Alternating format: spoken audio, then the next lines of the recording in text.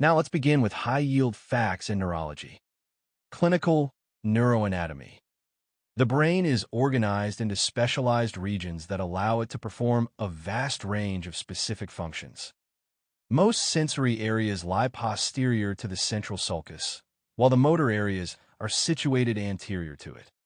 The visual cortex is located in the occipital lobe, and the auditory cortex is found in the temporal lobe. The primary motor and somatosensory cortices can be mapped to represent different parts of the body, a layout known as the homunculus.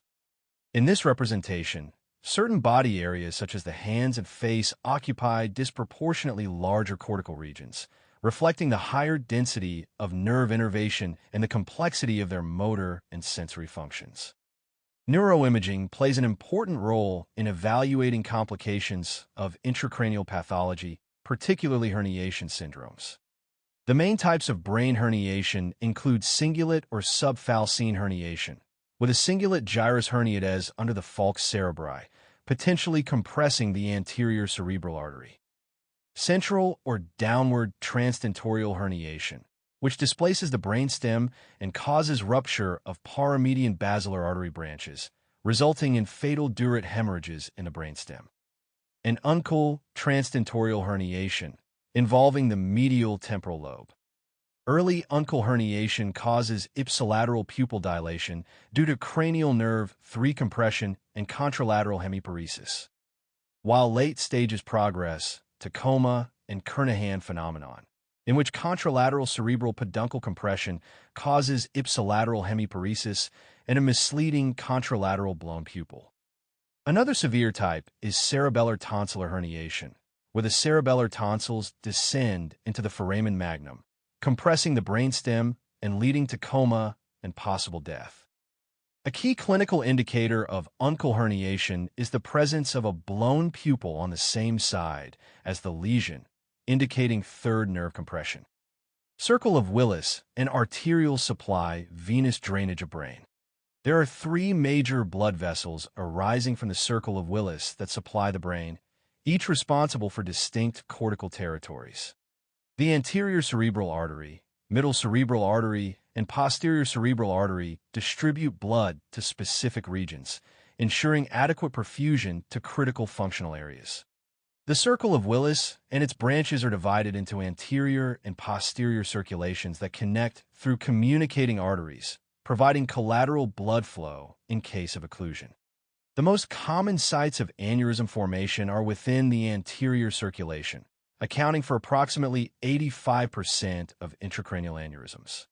The frequent locations include the junction of the anterior communicating artery with the anterior cerebral artery, the junction of the posterior communicating artery with the internal carotid artery, and the bifurcation of the middle cerebral artery. The brain and spinal cord are covered by 3 protective layers called meninges, which safeguard them from mechanical injury and form a structural framework for the vascular system. The outermost layer, the dura mater, is a tough 2-layered connective tissue sheath that houses the dural venous sinuses, draining blood into the internal jugular veins. It receives blood from the middle meningeal artery and vein and sensory innervation from the trigeminal nerve in the anterior and middle cranial fossae, the vagus nerve in the posterior fossa, and cervical nerve C1 to C3. The arachnoid mater, the avascular middle layer, gives rise to arachnoid granulations that allow cerebrospinal fluid to re-enter the venous circulation. The cerebrospinal fluid lies beneath this layer in the subarachnoid space. The innermost layer, the pia mater, is a delicate membrane tightly adherent to the surface of the brain and spinal cord. Together, the pia and arachnoid mater are referred to as the leptomeninges, and inflammation of these layers is called meningitis. Lumbar puncture is a common diagnostic procedure used to assess central nervous system conditions. It is performed below the level of the spinal cord termination, typically between L3, L4 or L4, L5 in adults, and below L4 in children. The needle is inserted to reach the subarachnoid space, which extends to the lower border of the S2 vertebra and contains cerebrospinal fluid. During the procedure, The needle passes through several structures in sequence: the skin, fascia and fat, supraspinous ligament, interspinous ligament, ligamentum flavum, epidural space, dura mater, and arachnoid mater, finally entering the subarachnoid space where cerebrospinal fluid is collected. Peripheral and cranial nerves. Cranial nerve lesions present with distinct clinical features depending on the nerve involved. The third cranial nerve, CN3, contains both motor fibers located centrally and parasympathetic fibers located peripherally. Common causes of CN3 palsy include ischemia, which produces pupil sparing due to predominant motor fiber involvement, uncal herniation, which leads to coma, posterior communicating artery aneurysm, which causes sudden onset headache and compression of parasympathetic fibers, cavernous sinus thrombosis, which results in protosis and may involve cranial nerves 4, V1, V2, and 6, and midbrain stroke, which causes contralateral hemiplegia.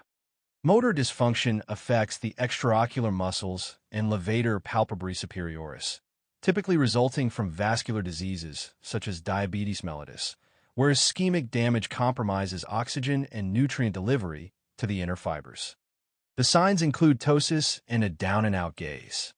Parasympathetic fibers, being peripheral, are more vulnerable to compression from causes like posterior communicating artery aneurysm or uncal herniation, leading to a diminished or absent pupillary light reflex and a blown pupil, often with the same down-and-out gaze. Lesions of CN4 cause the pupil to appear higher in the affected eye, with the patient exhibiting a compensatory head tilt to the opposite, unaffected side to reduce diplopia. The diplopia is most pronounced when the patient attempts to look down and in, such as when descending stairs or reading. CN5 lesions result in deviation of the jaw toward the side of the lesion because of unopposed contraction of the contralateral pterygoid muscle. CN6 lesions cause paralysis of the lateral rectus muscle, rendering the affected eye unable to abduct, leaving it displaced medially in the primary position of gaze.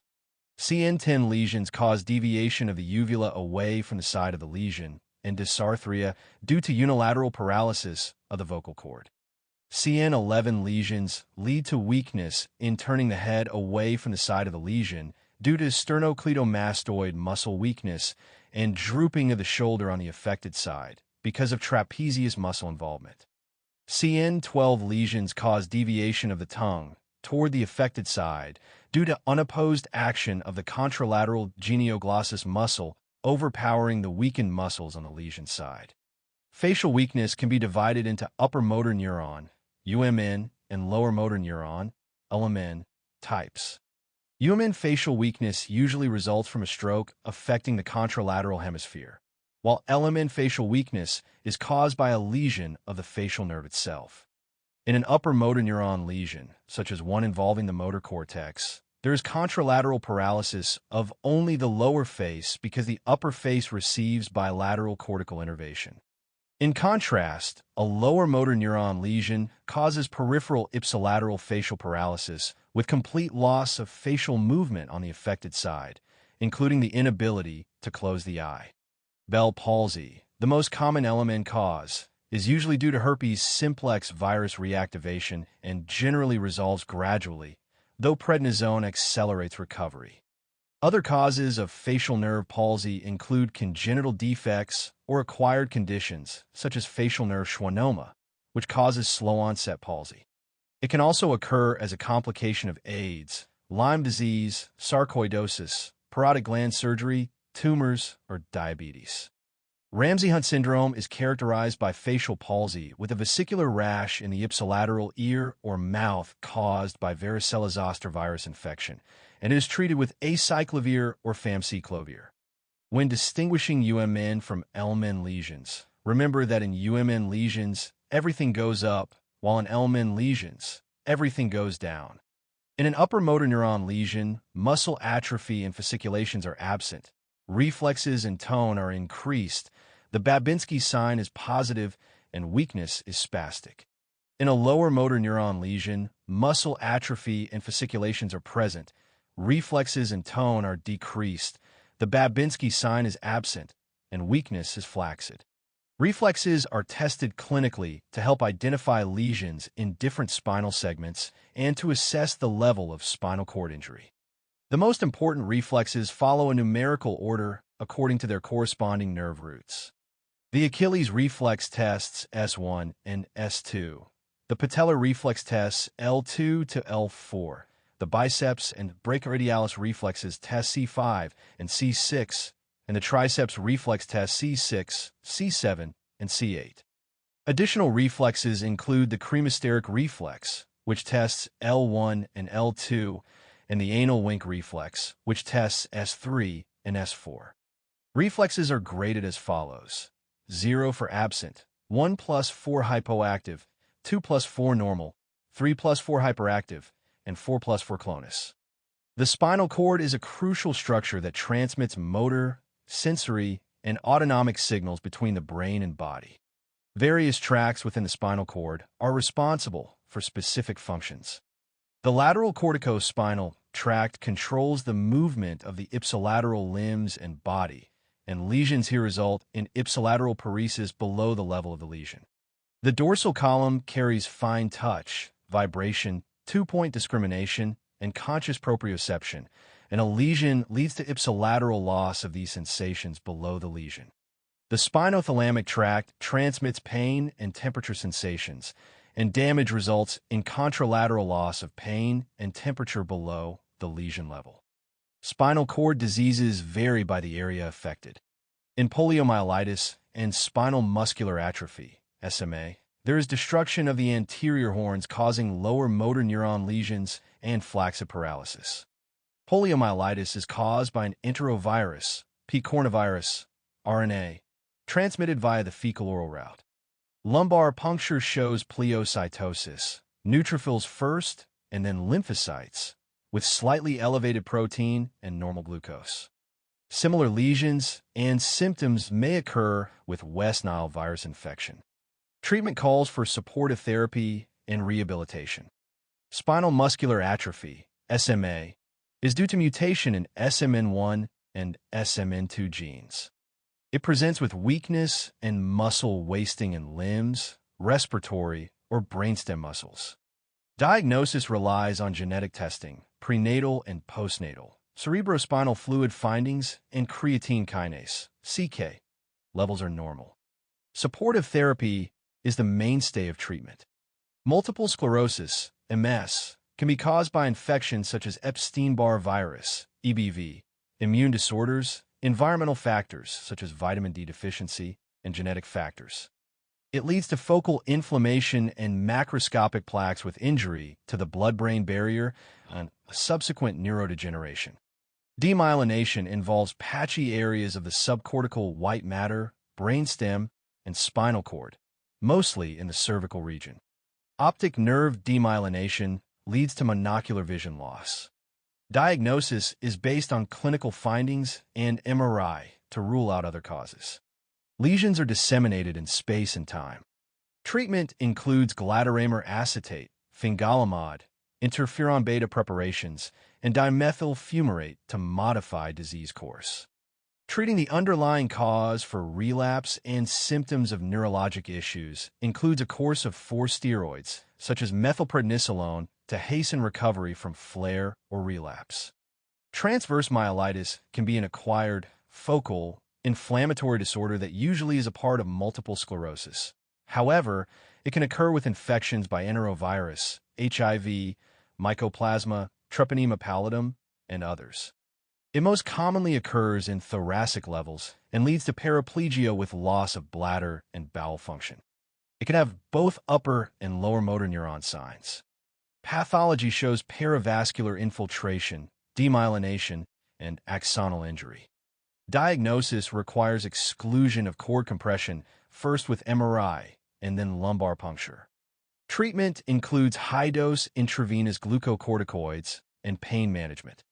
Brown-Sequard hemisection is caused most commonly by trauma to the spinal cord. It leads to contralateral loss of pain and temperature sensation 1 to 2 levels below the lesion and ipsilateral hemiparesis and diminished dorsal column sensation, vibration, and proprioception below the level of the lesion. Amyotrophic lateral sclerosis, ALS, commonly known as Lou Gehrig disease in the United States and motor neuron disease in the United Kingdom, involves combined upper and lower motor neuron deficits with no sensory or oculomotor deficits. It presents as asymmetric, painless weakness, fasciculations, and eventual atrophy and weakness of arms and legs. The condition is fatal. Riluzole treatment has modest benefit by decreasing presynaptic glutamate release. Complete occlusion of the anterior spinal artery, also called anterior cord syndrome, spares dorsal columns and causes acute onset of sensory motor dissociation. The location of infarct is often at T1, L2 levels, leading to lateral horn injury and associated autonomic dysfunctions, such as neurogenic bowel or bladder, orthostatic hypotension, or sexual dysfunction. It is often associated with abdominal aortic surgery with injury to the artery of Adamkiewicz. Diagnosis is made by MRI, and treatment focuses on correcting aortic dissection or treating vasculitis. Syringomyelia occurs when a syrinx, or cerebrospinal fluid-filled cavity within the spinal cord, expands and damages the anterior white commissure of the spinothalamic tract. It can arise from trauma or tumors and is seen in about 35% of Chiari malformations. It results in a cape-like bilateral loss of pain and temperature sensation in the upper extremities, leading to painless burn injuries. Central cord syndrome presents with weakness more pronounced in the upper extremities than the lower extremities, as the arm and trunk fibers are located more medially within the corticospinal tract and are preferentially affected. The affected sensory losses are due to involvement of the decussating spinothalamic tract fibers, causing bilateral loss of pain and temperature at the level of the lesion. It is caused by hyperextension injuries in individuals over 50 years of age or secondary to spinal cord tumors, such as astrocytomas and ependymomas. Tabes dorsalis is caused by tertiary syphilis and results from degeneration and demyelination of dorsal columns and roots, especially at lumbosacral levels. This leads to impaired sensation and proprioception, sharp fleeting pain in the legs, and progressive sensory ataxia, causing poor coordination. It is associated with Charcot joints due to repeated unknowing trauma from lack of pain, shooting pain, and Argyll-Robertson pupils. Examination demonstrates absence of deep tendon reflexes and a positive Romberg sign. Vitamin B12 deficiency causes subacute combined degeneration with demyelination of the dorsal columns, lateral corticospinal tracts, and spinocerebellar tracts. It presents with ataxic gait, paresthesia, and impaired position and vibration sense. Cauda equina syndrome is a neurosurgical emergency caused by compression of spinal roots L2 and below, most likely from disc herniation, epidural abscess, trauma, or metastatic cancer. Clinically, it presents with saddle anesthesia, loss of bladder and anal sphincter control, and absent knee and ankle jerk reflexes. Diagnosis requires MRI, followed by a surgical evaluation and urgent decompression. Conus medullaris syndrome is similar to Cauda equina syndrome, but involves more robust parasympathetic dysfunction with symmetric weakness. Upper motor neuron signs, such as a positive Babinski reflex, are present. Treatment is the same as for Cauda equina syndrome, involving urgent MRI and surgical decompression. The spinal cord cross-section shows central gray matter surrounded by white matter, containing ascending and descending tracts. The descending tracts include the lateral corticospinal tract for voluntary limb movement and the anterior corticospinal tract for voluntary motor control of axial muscles. The ascending tracts include the dorsal column for pressure, vibration, fine touch, and conscious proprioception, divided into the fasciculus gracilis for the lower body and fasciculus cuneatus for the upper body. The lateral spinothalamic tract carries pain and temperature sensations, while the anterior spinothalamic tract carries crude touch and pressure. The intermediate horn, present from T1 to L2, L3, contains sympathetic neurons. Headaches are classified as either primary or secondary. Primary or idiopathic headaches include migraine, cluster, and tension-type headaches, whereas secondary headaches result from underlying diseases such as tumors or intracranial hemorrhage. Migraine headache typically presents as a unilateral, throbbing headache that may be preceded by an aura in the classical type. It is often moderate to severe in intensity and can be accompanied by nausea, vomiting, or sensitivity to light and sound. The best initial treatment is abortive therapy using triptans or nonsteroidal anti-inflammatory drugs, NSAIDs. For prevention, medications such as propranolol, topiramate, or nortriptyline can be used. Cluster headache, characterized by severe, unilateral pain usually located behind one eye, commonly seen in smokers. These headaches last between 15 to 180 minutes and occur in clusters, often without any preceding aura. The best initial treatment is 100% oxygen for 15 minutes, while preventive therapy includes the use of verapamil. Tension-type headache presents as a bilateral, band-like tightening or pressing pain that often occurs at the end of the day. Unlike migraines, patients can usually continue functioning during the headache. Treatment involves NSAIDs or acetaminophen, and relaxation techniques or ice packs may also help relieve symptoms. Migraine headache is a recurrent headache disorder characterized by attacks lasting 4 to 72 hours. The headache is typically unilateral, pulsating, moderate to severe in intensity, and worsened by routine physical activity. It is often preceded by auras, most commonly visual or auditory. Migraines affect women more than men, are often familial, and usually begin in the teens to early 20s, with a peak incidence between 30 and 39 years of age. Pathophysiologically, migraines are linked to changes in vascular tone and neurotransmitters, particularly calcitonin gene-related peptide, CGRP. Common triggers include certain foods such as red wine and cheese, fasting, stress, menses, oral contraceptive pills, OCPs, bright light, and sleep pattern disruptions. Women with classic migraines who use OCPs and smoke have an increased risk of stroke. Diagnosis is clinical, based on history and recognition of headache patterns, usually preceded by an aura and a trigger. Physicians should inquire about prior events that may have initiated the headache. Associated features include nausea, dizziness, photophobia, phonophobia, smell changes, and disturbed bowel movements. Migraines typically last 4 to 72 hours, whether untreated or treated, and must display at least 2 of 4 characteristics: unilateral location, pulsating quality, moderate or severe intensity, and aggravation by routine physical activity, along with nausea, vomiting, or photophobia. A minimum of 5 attacks is required for diagnosis. Treatment focuses on trigger avoidance and symptom management.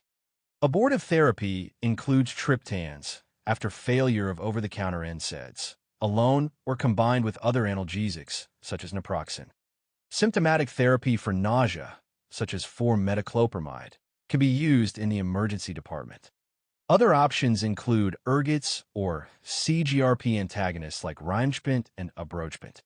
For frequent or severe migraines, prophylactic therapy is indicated and includes anticonvulsants, valproate, topiramate, tricyclic antidepressants, amitriptyline, and beta blockers, propranolol, first line in pregnancy. Erinyumab, which blocks CGRP, has a prophylactic role, and chronic cases may benefit from botulinum toxin injections. Lifestyle modifications, including regular aerobic exercise and good sleep hygiene, are also recommended. Cluster headache primarily affects men, with an average age of onset of 25 years, and smoking increases risk. Patients present with brief, excruciating, unilateral, periorbital headaches lasting 30 minutes to 3 hours, during which they are often extremely restless. Unlike migraines, auras are absent. Cluster headaches occur in temporal clusters, often at the same time of day, commonly during sleep, and may follow a seasonal pattern. Autonomic symptoms include ipsilateral lacrimation, conjunctival injection, Horner syndrome, and nasal congestion. A key clinical clue is a young man repeatedly waking at night with unilateral periorbital pain and ipsilateral lacrimation. Diagnosis is mainly clinical. Classic presentations with a history of repeated attacks over time generally do not require imaging. First episodes, however, should be evaluated with MRI or carotid artery ultrasound to exclude structural brain lesions or conditions associated with Horner syndrome, such as carotid artery dissection or cavernous sinus infection. Treatment includes acute therapy with high-flow oxygen or sumatriptan injections. Prophylactic therapy is primarily with verapamil, often combined with a 10-day course of prednisone. Alternative prophylactic options include lithium, valproic acid, and topiramate. Tension-type headache typically presents with a tight, band-like pain encircling the head, often triggered by fatigue or stress. Patients may also report nonspecific symptoms such as anxiety, poor concentration, or difficulty sleeping. A classic scenario is a 30-year-old woman experiencing headaches at the end of the day that worsen with stress and improve with relaxation or massage. Diagnosis requires at least two of the following: bilateral location, pressing or tightening quality, mild to moderate intensity, and no aggravation by routine physical activity. In patients over 65 with new-onset headaches, physicians should rule out giant cell arteritis, often indicated by jaw claudication, via an erythrocyte sedimentation rate, ESR, even if headaches are mild and lack systemic or vascular symptoms. Treatment focuses on relaxation techniques, massage, hot baths, and avoidance of triggers. First-line abortive therapy includes NSAIDs and acetaminophen. Secondary headaches should be considered whenever red flags are present. Red flags include sudden onset, severe intensity, nocturnal headaches, age over 65 or under 10, focal neurologic symptoms, or headaches following head trauma. History and physical examination should focus on identifying fever or rash, suggesting meningitis or other infections. Jaw claudication, specific for temporal arteritis, or constitutional symptoms like weight loss, associated with neoplastic, inflammatory, or infectious conditions. Photophobia, nausea, vomiting, and neck stiffness may indicate aneurysmal subarachnoid hemorrhage, SAH, or meningitis. A complete general and neurologic exam, including fundoscopic assessment, is essential. Physicians should assess for diplopia, altered mental status, numbness, weakness, dizziness, ataxia, visual disturbances, papilledema, or pupillary abnormalities such as partial CN3 palsy or Horner syndrome. Key facts. Headache red flags include first or worst headache ever, sudden onset, neurologic sequelae, nocturnal headache, morning vomiting, onset in patients greater than 65 or less than 10 years, focal neurologic deficits, papilledema, and headaches following trauma. Diagnosis is based on the underlying cause.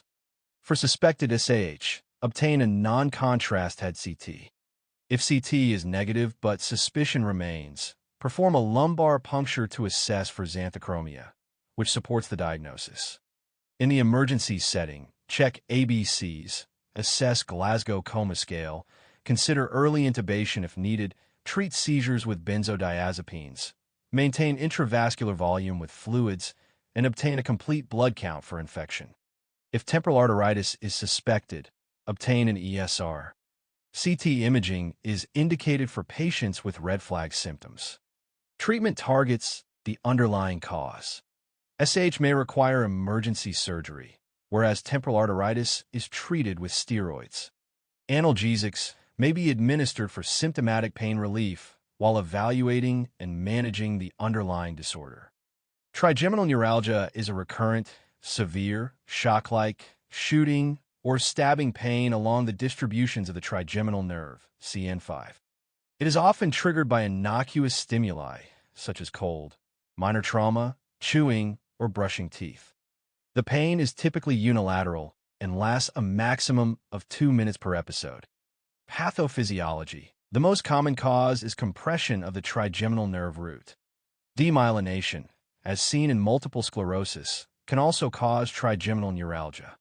Diagnosis is primarily clinical, based on the characteristic pain triggered by innocuous stimuli and not explained by other conditions. If the pain is bilateral, multiple sclerosis should be suspected. Differential diagnoses include herpes zoster, induced trigeminal neuropathy, and postherpetic neuropathy. Treatment. First-line therapy includes anticonvulsants such as carbamazepine or oxcarbazepine. Surgical interventions, including microvascular decompression or rhizotomy, are reserved for refractory cases that do not respond to medical management. Clinical case. A 28-year-old woman with no prior medical history presents with throbbing, unilateral headache that is exacerbated by menstruation and minimally relieved by acetaminophen and lying in a dark room. She would like something that would provide more symptomatic relief. What abortive therapy should the physician prescribe? This patient's symptoms are consistent with migraine headaches. The physician should prescribe a triptan for abortive therapy. Vascular disorders, transient ischemic attack, TIA. A transient ischemic attack, TIA, is a transient episode of neurologic dysfunction caused by focal brain, spinal cord, or retinal ischemia without acute infarction. Most TIAs last 5 to 10 minutes, but can rarely last up to 24 hours. The highest risk for stroke is on the day following the TIA, a risk estimated with the ABCD2 score. Pathophysiology involves embolism, lacunar or small vessel obstruction, or low flow in a large vessel. Diagnosis is based on clinical features of transient attack, which may include transient monocular blindness, aphasia or dysarthria, hemianopia, hemiparesis, or sensory loss. Treatment depends on the severity of symptoms. If symptoms are ongoing and potentially disabling, emergency evaluation for intravenous thrombolysis and thrombectomy is required. If symptoms resolve or are ongoing but non-disabling, evaluation with MRI or neurovascular imaging is indicated to rule out stroke.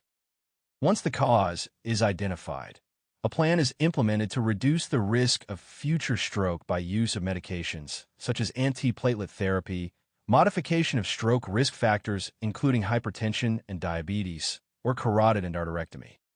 Stroke occurs due to disruption of cerebral blood flow, leading to death of brain cells and acute onset of focal neurologic deficits.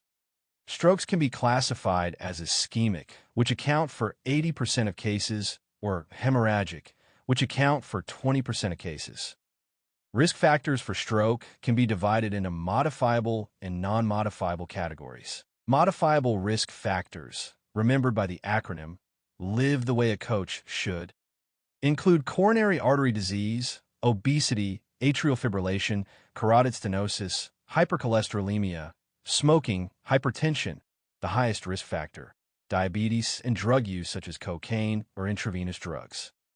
Non-modifiable risk factors, remembered by the acronym FAME, include family history of myocardial infarction or stroke, age over 60 years, male sex, and ethnicity including Black, Hispanic, or Asian. Atherosclerosis of extracranial vessels, such as the carotid and vertebral arteries, and intracranial vessels, including the internal carotid, cerebral, basilar, and vertebral arteries, is a common cause. Chronic hypertension, hypercholesterolemia, and diabetes can damage small perforating vessels supplying deep regions of the brain, leading to lacunar infarcts. Cardiac or aortic emboli are another frequent etiology. Other less common causes include hypercoagulable states, craniocervical dissections, venous sinus thrombosis, sickle cell anemia, and vasculitis such as giant cell arteritis. The clinical presentation of stroke depends on the vascular territory affected. Middle cerebral artery strokes cause contralateral paresis and sensory loss in the face and arm, gaze deviation toward the lesion, contralateral homonymous hemianopsia, and hemisphere-specific deficits. Neglect in the non-dominant hemisphere and aphasia in the dominant hemisphere, usually left. Anterior cerebral artery strokes result in contralateral paresis and sensory loss in the leg, cognitive or personality changes, and urinary incontinence. Posterior cerebral artery strokes lead to contralateral homonymous hemianopia with macular sparing. Left PCA strokes may produce alexia without agraphia.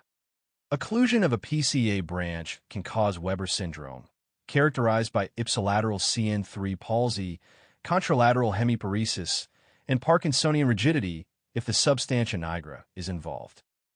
Lacunar strokes present with pure motor or sensory deficits, ataxic hemiparesis, dysarthria, or a clumsy hand. Pathology involves microatheroma formation and lipohyalinosis, typically secondary to hypertension, diabetes, hyperlipidemia, or smoking. Thalamic strokes may lead to thalamic pain syndrome weeks later, causing hypersensitive pain in the contralateral body.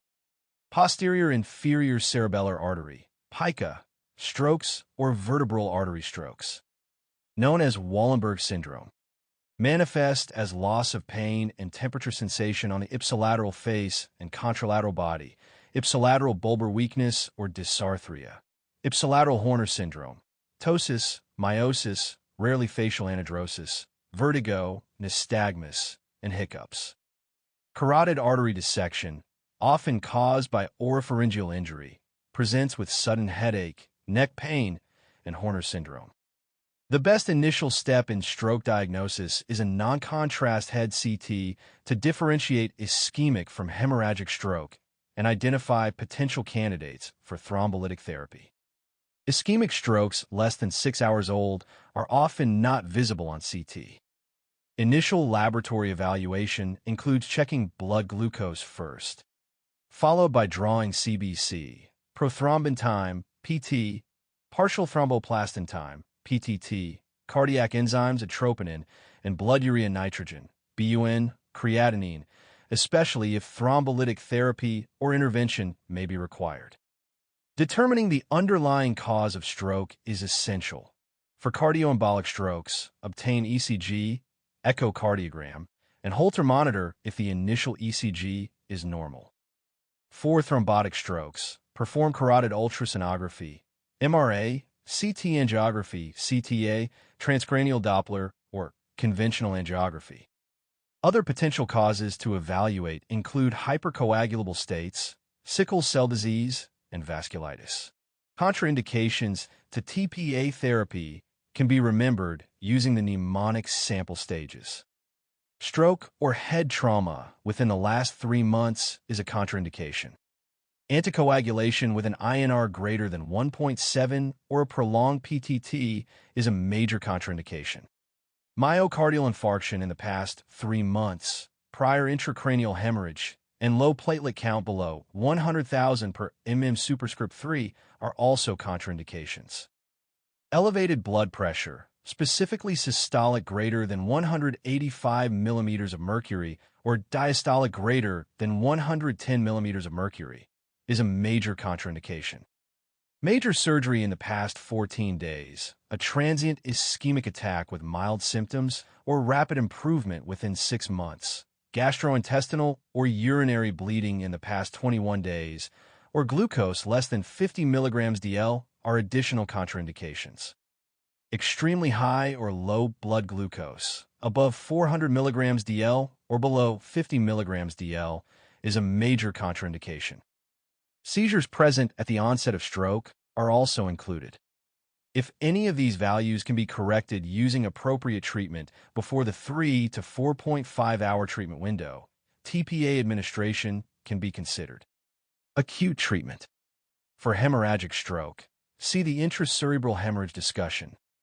In ischemic stroke, pre-hospital assessment by first responders and timely information to healthcare providers is critical to prevent complications. In the hospital, emergency department, patients with low GCS, 8, or bulbar dysfunction require airway support.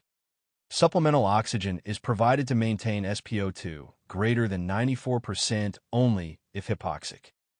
Hypotension should be corrected to ensure adequate organ perfusion.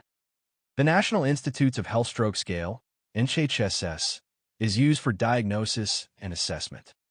Emergency brain imaging with non-contrast CT is the investigation of choice.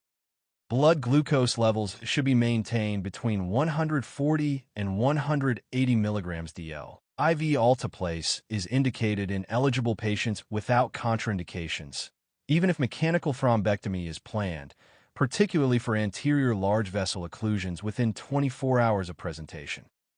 Thrombolytics are administered if onset is less than 3 to 4.5 hours and there are no absolute contraindications. Permissive hypertension is allowed for perfusion, but blood pressure must be less than 185-110 millimeters of mercury for TPA. ASA is given if more than 3 hours have passed since stroke onset or TIA. If blood pressure is high, it should be reduced slowly to less than 185-110 millimeters of mercury using labetalol, nicardipine, or clofidipine. Treatment of blood pressure abnormalities prior to initiating stroke therapy is critical.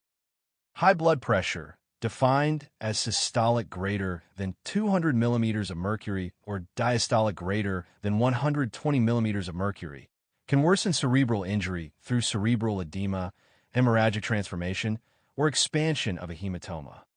Conversely, low blood pressure can exacerbate infarction and perihematomal ischemia. Treatment goals include maintaining blood pressure below 185-110 millimeters of mercury before TPA administration, below 185-105 millimeters of mercury during and within 24 hours after TPA or endovascular treatment, maintaining SBP above 150 millimeters of mercury in cases of failed reperfusion, and below 140 millimeters of mercury in successful reperfusion or hemorrhagic conversion. If BP exceeds 220-120 millimeters of mercury, it should be lowered by 15% within the first 24 hours post-stroke. Neurologically stable patients with BP above 140-90 millimeters of mercury should begin antihypertensive therapy during hospitalization. Baseline ECG and troponin should be checked, and hyperthermia above 38 degrees Celsius investigated. Patients must be monitored for brain swelling, increased intracranial pressure, and herniation treated by elevating the head of the bed to 30 degrees, initiating hypertonic saline or mannitol, and hyperventilation. Prevention and treatment of post-stroke complications include aspiration pneumonia, urinary tract infections, and deep vein thrombosis. Long-term preventive treatment involves strict hypertension management with DBP under 80 millimeters of mercury, diabetes control with blood sugar around 100 milligrams DL, and management of blood lipids using statins. Antiplatelet therapy with aspirin or clopidogrel, along with diet and exercise, is recommended. For cardioembolic strokes, anticoagulation is indicated. In new atrial fibrillation or hypercoagulable states, the target INR is 2 to 3, while for prosthetic valves, the target INR is 2.5 to 3.5. In cases of vascular pathology, antiplatelet medication is used. Carotid endarterectomy is indicated for stenosis greater than 60% in symptomatic patients or greater than 70% in asymptomatic patients, but is contraindicated in 100% occlusion. Clinical judgment may be applied for patients with lower degrees of stenosis. Pre- and post-endarterectomy vascular studies show restoration of normal luminal size following the procedure. Subarachnoid hemorrhage. Etiologies of subarachnoid hemorrhage, SAH, include ruptured saccular aneurysms, baryaneurysms, arteriovenous malformations, AVMs, and trauma. History and physical examination findings in aneurysmal SAH include abrupt onset, intensely painful thunderclap, headache, often followed by neck stiffness caused by meningeal irritation. Other signs of meningeal irritation such as photophobia, nausea, vomiting, and meningeal stretch signs, Kernig and Brudzinski signs, can also be present. More than 1/3 of patients report a history of a sentinel bleed or warning leak days to weeks before presentation. In the absence of neurosurgical intervention, Rapid development of obstructive hydrocephalus or seizures can lead to decreased arousal, frank coma, or death. Key distinguishing features include the classical description of SAH as the worst headache of my life, with sudden onset, whereas migraine presents as a gradually worsening headache with peak intensity over 30 minutes. Xanthochromia on lumbar puncture, which appears as yellowish cerebrospinal fluid caused by breakdown of red blood cells, is seen in SAH and herpes simplex virus encephalitis.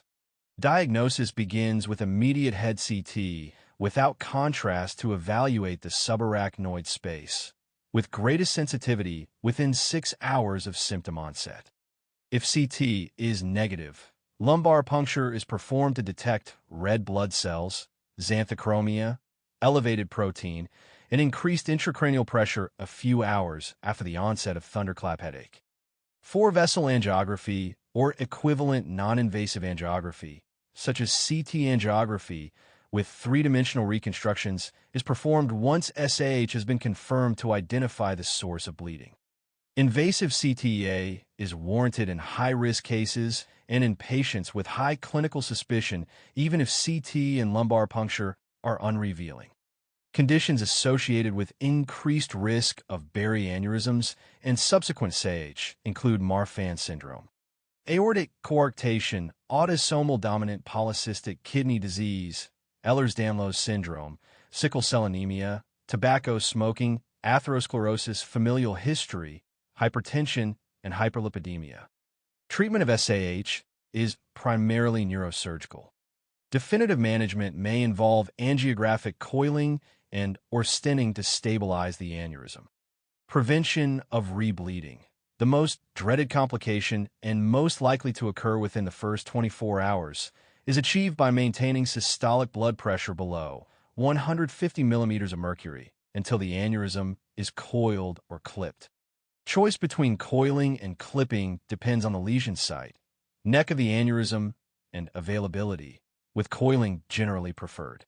Prevention of vasospasm, a major cause of delayed morbidity and mortality, and subsequent ischemic stroke, which is most likely up to 12 days after SAH, is accomplished using calcium channel blockers, such as nimodipine. Intracranial pressure is reduced by elevating the head of the bed and instituting hyperventilation in acute settings within 30 minutes of onset. Hydrocephalus is treated through lumbar drains, serial lumbar punctures, or ventriculoperitoneal shunt placement. Intracerebral hemorrhage. Intracerebral hemorrhage, ICH, is bleeding within the brain parenchyma, commonly affecting deep brain regions such as the basal ganglia, internal capsule, thalamus, pons, and cerebellum. Major risk factors include hypertension, tumors, and illicit drug use, with hypertension being the most common cause, followed by amyloid angiopathy in older adults. History and physical examination findings vary depending on the stage of hemorrhage. Early symptoms include focal motor or sensory deficits that often worsen as the hematoma expands. Late signs reflect increased intracranial pressure, such as vomiting, headache, bradycardia, and reduced alertness. Diagnosis is primarily made with an immediate non-contrast head CT, which can reveal hyperdense areas, mass effect, or surrounding edema that may predict herniation. Common locations for hypertensive hemorrhage include the putamen within the basal ganglia. Treatment focuses on monitoring for signs of rebleed, brain shift, and possible herniation. Herniation is suspected in the presence of Cushing triad, hypertension, bradycardia, irregular respirations, fixed pupils, or loss of consciousness, and constitutes a medical emergency. Initial management includes administration of mannitol or hypertonic saline, followed by emergency decompressive craniectomy to allow the edematous brain to expand outward safely. Subdural and epidural hemorrhage. Patients presenting after head trauma with headache, focal neurologic deficits, and confusion should always be assumed to have a subdural or epidural hematoma and require urgent neuroimaging. Subdural hematomas are more common in the elderly, whereas epidural hematomas are more frequent in younger individuals. Etiology and epidemiology.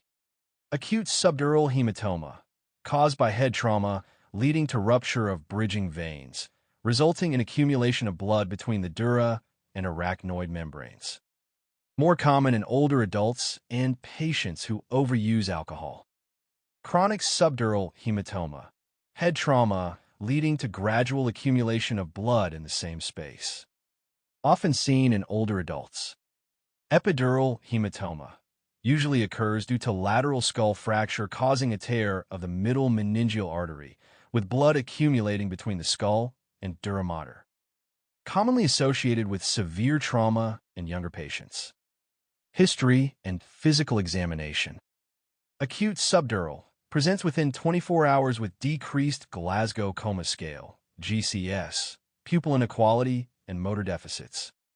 Chronic subdural, headache, altered mental status, contralateral hemiparesis, focal neurologic findings, especially in older adults. Epidural, immediate loss of consciousness followed by a lucid interval lasting minutes to hours. Diagnosis. Acute subdural, CT shows crescent-shaped, concave hyperdensity acutely, isodense subacutely, hypodense chronically. Epidural, CT shows lens-shaped, biconvex hyperdensity. Treatment. Acute subdural, neurosurgical evacuation is indicated regardless of symptoms. Chronic subdural, neurosurgical evacuation is performed if symptomatic. Some may regress spontaneously. Epidural, emergent neurosurgical evacuation is required, as arterial bleeding can rapidly lead to brain herniation and death. Clinical note. In mild traumatic brain injury, without vomiting, headache, or loss of consciousness, and with a normal head CT, the patient may be observed for 4-6 hours. If stable, they can be discharged with strict return precautions. Key fact: altered mental status associated with an expanding epidural hematoma occurs within minutes to hours and classically follows the sequence of acute loss of consciousness, a lucid interval, and then gradual loss of consciousness. In contrast, subdural hematoma-related changes could develop over days to weeks. Cavernous sinus thrombosis. The cavernous sinus is a venous sinus located on either side of the pituitary gland. Common causes include uncontrolled infections of central facial skin, the orbit, or nasal sinuses, which can lead to septic thrombosis of the cavernous sinus. Staphylococcus aureus is the most frequent causative agent. Although modern antimicrobials have greatly reduced both incidence and mortality, cavernous sinus thrombosis can also occur following trauma or surgery, particularly in patients with thrombophilia. History and physical examination reveal headache as the most common presenting symptom. Patients may have orbital pain, edema, diplopia, or other cranial nerve deficits due to involvement of the oculomotor, abducens, trigeminal, or trochlear nerves. On examination, patients often appear ill and febrile. Late findings, such as altered mental status including confusion, drowsiness, or coma, suggest CNS involvement or systemic sepsis. Diagnosis is primarily made with MRI with gadolinium and Mr. venography, though CTA and CT venography can also be used. Laboratory studies often show leukocytosis, and blood cultures yield the causative agent in up to 50% of cases. Treatment requires aggressive, empirical, broad-spectrum antibiotics, including vancomycin plus a third- or fourth-generation cephalosporin, such as ceftriaxone or cefepime. Metronidazole is added to cover anaerobic infections from sinus or dental sources. Antifungal therapy is indicated for fungal cases. IV antibiotics should be administered for at least 3 to 4 weeks. Anticoagulation with unfractionated or low molecular weight heparin may be used to reduce mortality and may be continued for several months. Surgical drainage is indicated if there is no response to antibiotics within 24 hours. Key fact: a non-contrast head CT should be obtained before other imaging to evaluate for hemorrhage or structural changes. Imaging should always precede lumbar puncture due to the risk of herniation. Coma and encephalopathy. Coma is a state of unarousable unresponsiveness, characterized by unconsciousness with limited to no response to external stimuli. Lesser degrees of impaired arousal are termed obtundation or stupor. Coma results from dysfunction of both cerebral hemispheres or the brainstem, pons or higher, due to structural or toxic metabolic insults. Common causes include encephalopathy, hypoxic or ischemic, diffuse axonal injury, brainstem herniation, electrolyte disturbances such as hypoglycemia, toxins, and central pontine myelinolysis. History and physical examination. A complete medical history should be obtained from witnesses, including current medications, particularly sedatives.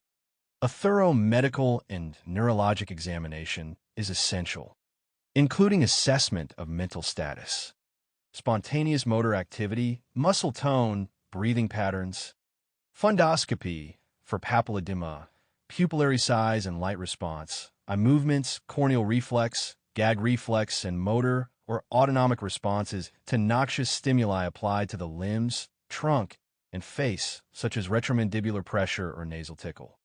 Diagnosis. Diagnosis is typically made by combining history, physical examination, and laboratory tests or neuroimaging. The best initial step includes checking glucose, electrolytes, calcium, renal panel, liver function tests, arterial blood gases, toxicology screen, and blood and CSF cultures. Next, assess vital signs, ventilatory pattern, and perform a detailed neurologic examination to identify treatable conditions such as infection, metabolic disorders, seizures, intoxications, overdoses, or surgical lesions. CT of the head is the test of choice, while MRI is superior for detecting encephalitis, early strokes, diffuse axonal injury, and multiple small hemorrhages. Lumbar puncture and electroencephalography should be included when neuroimaging and metabolic studies do not reveal the cause. MRI is particularly useful to exclude structural changes and ischemia, especially in the brainstem. It is important to rule out catatonia, conversion unresponsiveness, locked-in syndrome, or persistent vegetative state, which can mimic true coma. Locked-in syndrome, persistent vegetative state, coma, and brain death can be differentiated based on alertness, causes, voluntary motor ability, and respiratory drive. In locked-in syndrome, the patient is wakeful and aware with retained cognitive abilities. In persistent vegetative state, PVS, the patient is awake but not aware. Eyes may be open or closed, and sleep-wake cycles are present. In coma, the patient is unconscious with eyes closed and has no sleep-wake cycles. In brain death, the patient is unconscious with no sleep-wake cycles. The most common causes of locked-in syndrome include central pontine myelinolysis after rapid sodium correction, brainstem stroke, and advanced amyotrophic lateral sclerosis, ALS. For persistent vegetative state, common causes are diffuse cortical injury or hypoxic ischemic injury. Coma is commonly caused by diffuse hypoxic encephalopathy, widespread infection, electrolyte disturbances, or toxins, and brain death share similar etiologies. Regarding voluntary motor ability, patients with locked-in syndrome can move their eyes and eyelids, whereas those in persistent vegetative state, coma, or brain death have no voluntary motor ability. Finally, respiratory drive is present in locked-in syndrome, persistent vegetative state, and coma, but absent in brain death. Key fact: artificial life support should be discontinued only after declaration of legal brain death by 2 physicians. Treatment. Initial management involves stabilization of the patient with attention to airway, breathing, and circulation. Reversible causes should be addressed promptly using the DON'T protocol: dextrose, oxygen, naloxone, and thiamine. Identify and treat the underlying cause and any associated complications while taking measures to prevent further neurologic damage. Clinical case. A 68-year-old man presents to the emergency department with numbness and droop on the right side of the face, inability to speak, and numbness and weakness in the right arm that began 2 hours ago. Where is this lesion, and what is the next best step in management? Occlusion of the left middle cerebral artery, MCA, is suspected, as aphasia and contralateral sensory loss and weakness are part of the description. CT of brain without contrast should be done to rule out hemorrhage and assess whether TPA should be initiated. A 59-year-old man with prior medical history of polycystic kidney disease was admitted for treatment of SAH. 4 days after admission, he developed weakness in his right arm. What could have prevented this? This patient's focal weakness is probably caused by ischemia secondary to vasospasm, so nimodipine administration could prevent this adverse event. A 59-year-old man with prior medical history of polycystic kidney disease is admitted for treatment of SAH. 4 hours after admission, he develops weakness in his left arm. What is the cause of this new finding? New onset of neurologic symptoms within 24 hours following an SAH is most likely caused by re-bleeding of the aneurysm, as opposed to ischemia days after, which is caused by vasospasm. Aphasia is a general term for speech and language disorders, usually resulting from lesions such as strokes, tumors, or abscesses in the dominant hemisphere. The left hemisphere is dominant in more than 95% of right-handed people and in 60% to 80% of left-handed people. BROCA or expressive aphasia is a disorder of spoken and written language production with intact comprehension, caused by an insult to the BROCA area in the posterior inferior frontal cortex, often secondary to a left superior middle cerebral artery stroke. It is also known as motor aphasia. Patients present with impaired speech production, frustration with awareness of deficits, arm and facial hemiparesis, hemisensory loss, and apraxia of the oral muscles. Speech is described as telegraphic, with few words and frequent pauses. Key fact: BROCA aphasia is also called motor aphasia, expressive aphasia, or non-fluent aphasia, while Wernicke aphasia is known as sensory aphasia, receptive aphasia, or fluent aphasia. Treatment includes speech therapy, with varying outcomes and intermediate prognosis. In true BROCA and Wernicke aphasia, repetition is impaired.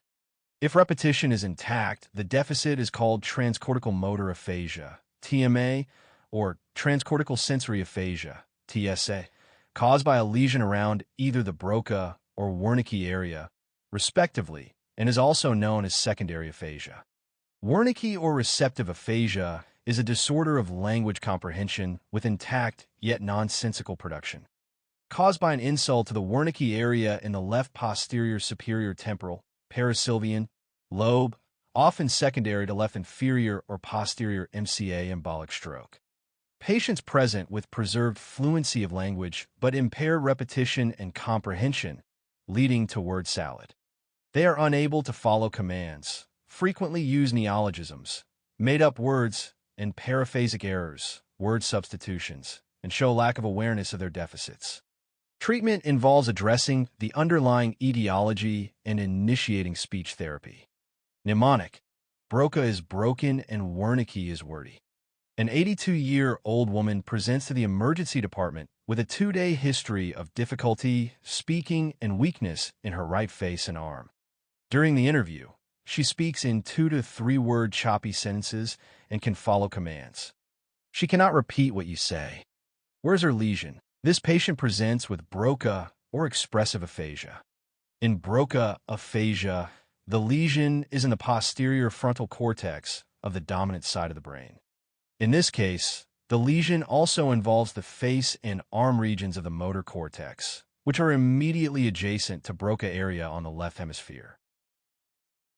Seizure disorders are sudden changes in neurologic activity caused by abnormal electrical activity in the brain that can often be detected on EEG. The etiologies of seizures vary by age group. In infants under 2 years, common causes include perinatal injury, infection, metabolic abnormalities, and genetic factors. In children aged 2 to 10 years, idiopathic causes, infection, trauma, and febrile seizures are common. Among adolescents aged 10 to 18 years, idiopathic, trauma drug withdrawal, arteriovenous malformations. In adults aged 18 to 35 years, the main causes include trauma, alcoholism, and brain tumors. In adults over 35 years, common causes include trauma, stroke, metabolic disorders, alcoholism, and brain tumors. Idiopathic epilepsy, which involves recurrent, unprovoked seizures, may result from genetic predisposition, developmental abnormalities, or early life brain injuries.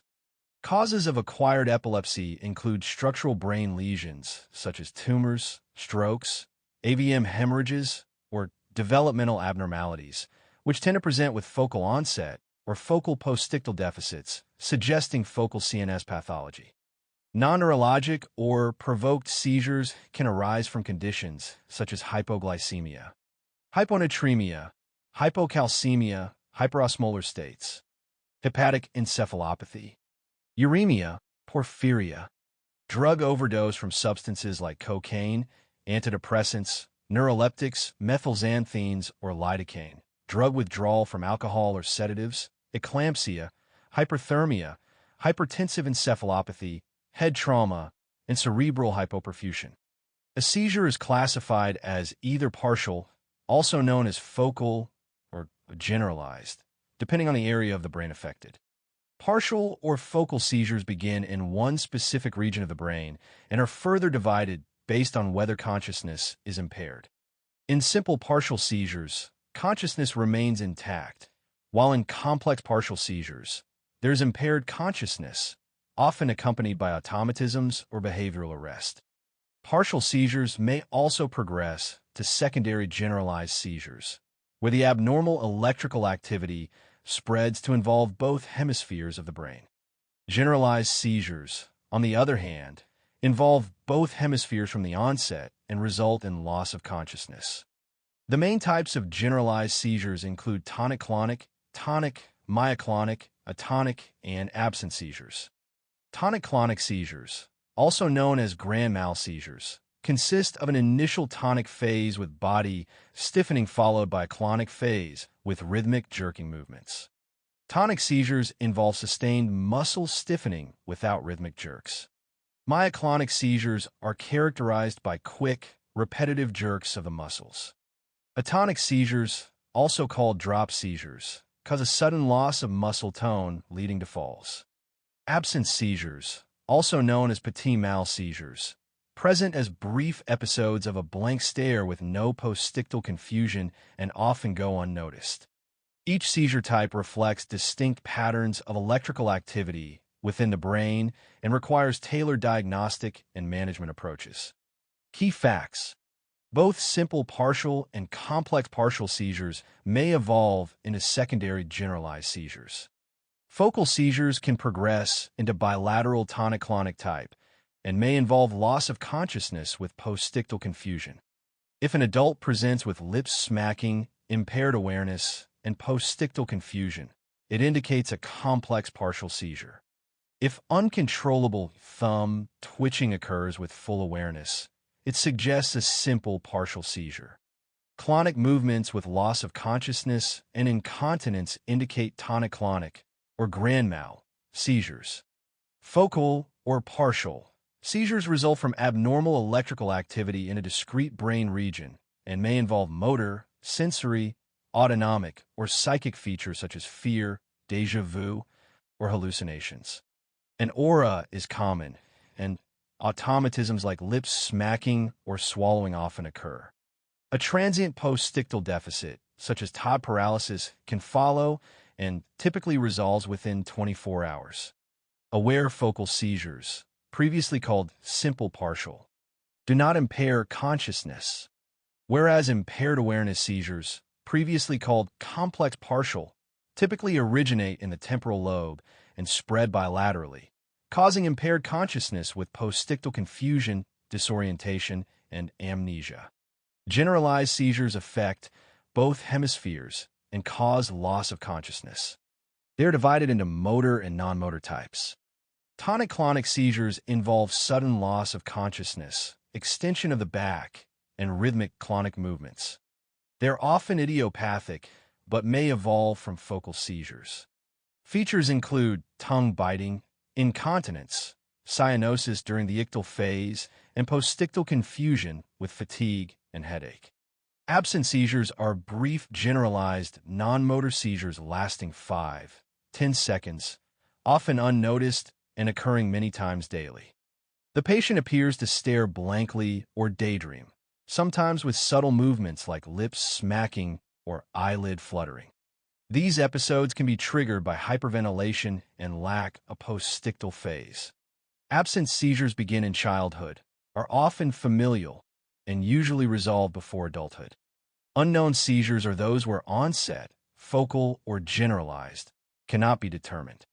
Diagnosis of seizure disorders relies on a careful clinical history, often provided by a bystander, and a detailed physical examination to differentiate between similar presentations. The history should investigate possible causes such as brain trauma, infection, neoplasm, stroke, or developmental abnormalities. The best initial diagnostic step is an EEG, while a brain MRI is recommended for suspected focal seizures to identify structural lesions or an epileptogenic focus. For focal seizures, imaging with CT or contrast-enhanced MRI helps locate the focus. In absent seizures, EEG reveals characteristic 3 per second spike in wave discharges, which can be triggered by hyperventilation. In tonic-clonic seizures, EEG typically shows 10 Hz activity during the tonic phase and slow waves during the clonic phase.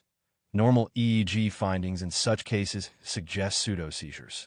Serum prolactin levels may be elevated immediately after generalized or complex partial seizures, helping distinguish them from pseudoseizures.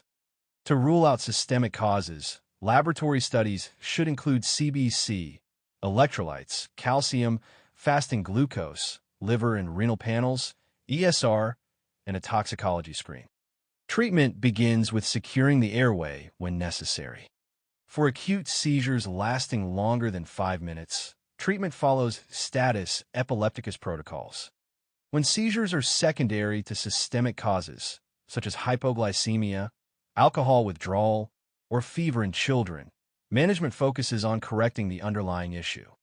For chronic management, anticonvulsants such as levetiracetam, phenytoin, carbamazepine, or valproic acid are first-line options for both partial and tonic-clonic seizures, and any can be used as monotherapy. In children, levetiracetam is preferred as the first-line agent. If fever accompanies seizures, it should be treated along with administration of lorazepam. If monotherapy fails, another single agent should be tried, and if that is ineffective, combination therapy with multiple antiepileptics may be considered. Other effective agents include gabapentin, topiramate, and oxcarbazepine. For absent seizures, ethosuximide is the first-line treatment, with valproic acid as the second-line option. In cases of intractable temporal lobe seizures, surgical options such as anterior temporal lobectomy or vagal nerve stimulation can be considered. Treatment is generally unnecessary after a single isolated seizure episode. Clinical case. A 40-year-old man presents to the emergency department with a single simple partial seizure of 1 minute but is no longer symptomatic. He also complains of 2 months of morning headaches and 1 episode of vomiting in the past week. What is the next step in management? The next step in management is to order a CT of the brain because the history is suggestive of a brain tumor and the patient is no longer symptomatic. If seizures recur, consider beginning anticonvulsant therapy. Status epilepticus is a medical emergency characterized by prolonged seizures lasting more than 5 minutes or by 2 or more seizures without a return to baseline consciousness within 30 minutes, or continuous clinical and/or electrographic seizure activity.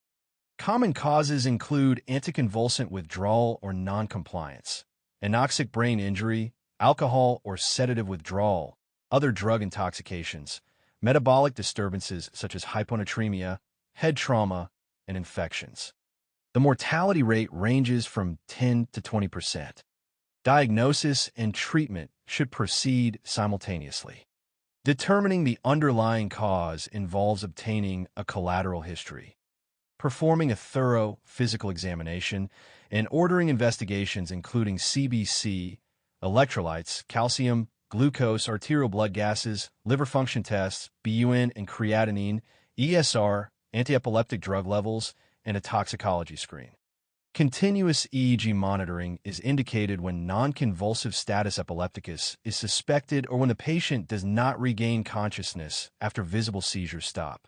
If intracranial pathology is suspected, a stat head CT should be obtained, and if fever or meningeal signs are present, a lumbar puncture should follow, but only after a CT scan confirms it is safe to proceed. Although status epilepticus is classically defined as seizures lasting longer than 5 minutes, treatment should begin immediately at the 5-minute mark to prevent cardiac, pulmonary, and other systemic complications secondary to prolonged brain activity. The best initial step in treatment follows the ABCs: airway, breathing, and circulation. During stabilization, airway management is prioritized, oxygen saturation is checked, supplemental oxygen is administered or intubation is considered if necessary, and ECG monitoring is established. Capillary blood glucose is measured, and hypoglycemia below 60 mg per deciliter is corrected immediately. Intravenous access is established to obtain blood samples for electrolytes, hematologic evaluation, toxicology, and anticonvulsant levels if the patient is already on medication. The best initial pharmacologic therapy is intravenous benzodiazepines, IV lorazepam, or IV diazepam, administered between 5 and 20 minutes into resuscitation. These are given if a seizure persists beyond 5 minutes or recurs during treatment. Alternatives include phenobarbital, rectal diazepam for pediatric patients, or intranasal midazolam when 4 access is unavailable. If seizures continue despite benzodiazepine administration, the next step is to administer IV fosphenytoin, IV valproic acid, or IV levetiracetam. In refractory cases, last resort options include repeating second-line agents or inducing a therapeutic coma using general anesthetics, such as propofol. A useful mnemonic to remember common withdrawal causes of seizures is ABA: alcohol, benzodiazepines, barbiturates, and anticonvulsants. Vertigo. Before discussing the conditions that cause vertigo, it is important to define vertigo and differentiate it from lightheadedness. The term dizziness is often used to describe both vertigo and lightheadedness, but they are distinct sensations. Vertigo feels as if one or one's surroundings are moving when there is no actual movement, while lightheadedness feels as if one is about to faint or pass out. The conscious sensation of vertigo occurs in the cerebral cortex as a result of an error signal of observed overexpected from the vestibular apparatus in the inner ear and brainstem, or in response to imbalances in vestibular input between the left and right sides. Vertigo can be divided into 2 main types: central and peripheral vertigo. Central vertigo is caused by lesions in the central nervous system, CNS, and is commonly characterized by severe postural and gait instability, purely vertical or purely torsional nystagmus, and other focal neurologic signs. Peripheral vertigo, on the other hand, is caused by lesions in the inner ear and is associated with deafness, tinnitus, horizontal torsional nystagmus, and an absence of focal neurologic signs. One of the most common causes of recurrent peripheral vertigo is benign paroxysmal positional vertigo, BPPV, which results from the displacement of otoliths, also known as ear stones. These displaced otoliths disturb the semicircular canals, the structures in the ear responsible for detecting head rotation. The posterior canal is the most commonly affected site.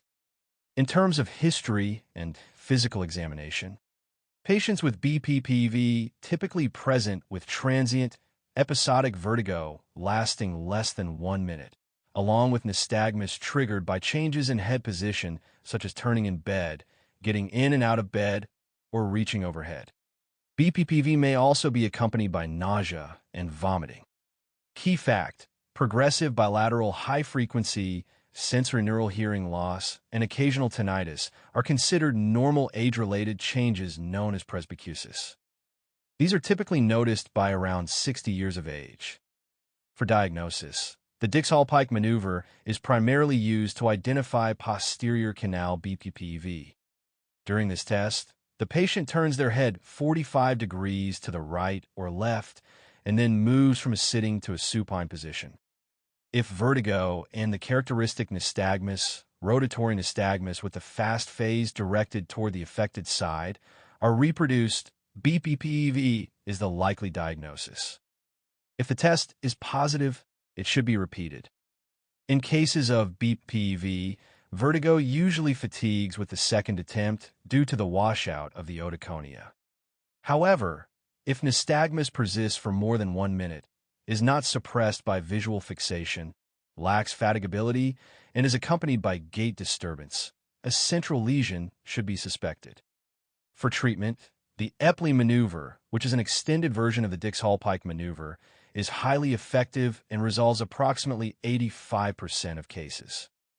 BPPV usually subsides spontaneously over a few weeks to months. However, up to 30% of patients experience recurrence within 1 to 3 years. Long-term use of anti-vertigo medications, such as meclizine, is generally contraindicated because they have limited efficacy, cause sedation, and inhibit vestibular compensation, potentially leading to chronic unsteadiness. Acute peripheral vestibulopathy, also known as labyrinthitis or vestibular neuritis, presents with the acute onset of severe vertigo, head motion intolerance, and gait unsteadiness accompanied by nausea, vomiting, and nystagmus. The condition is often preceded by a viral infection. Labyrinthitis refers to inflammation of the labyrinth, which contains organs responsible for both hearing and balance. Patients with labyrinthitis typically experience auditory or oral symptoms such as tinnitus, ear fullness, or hearing loss.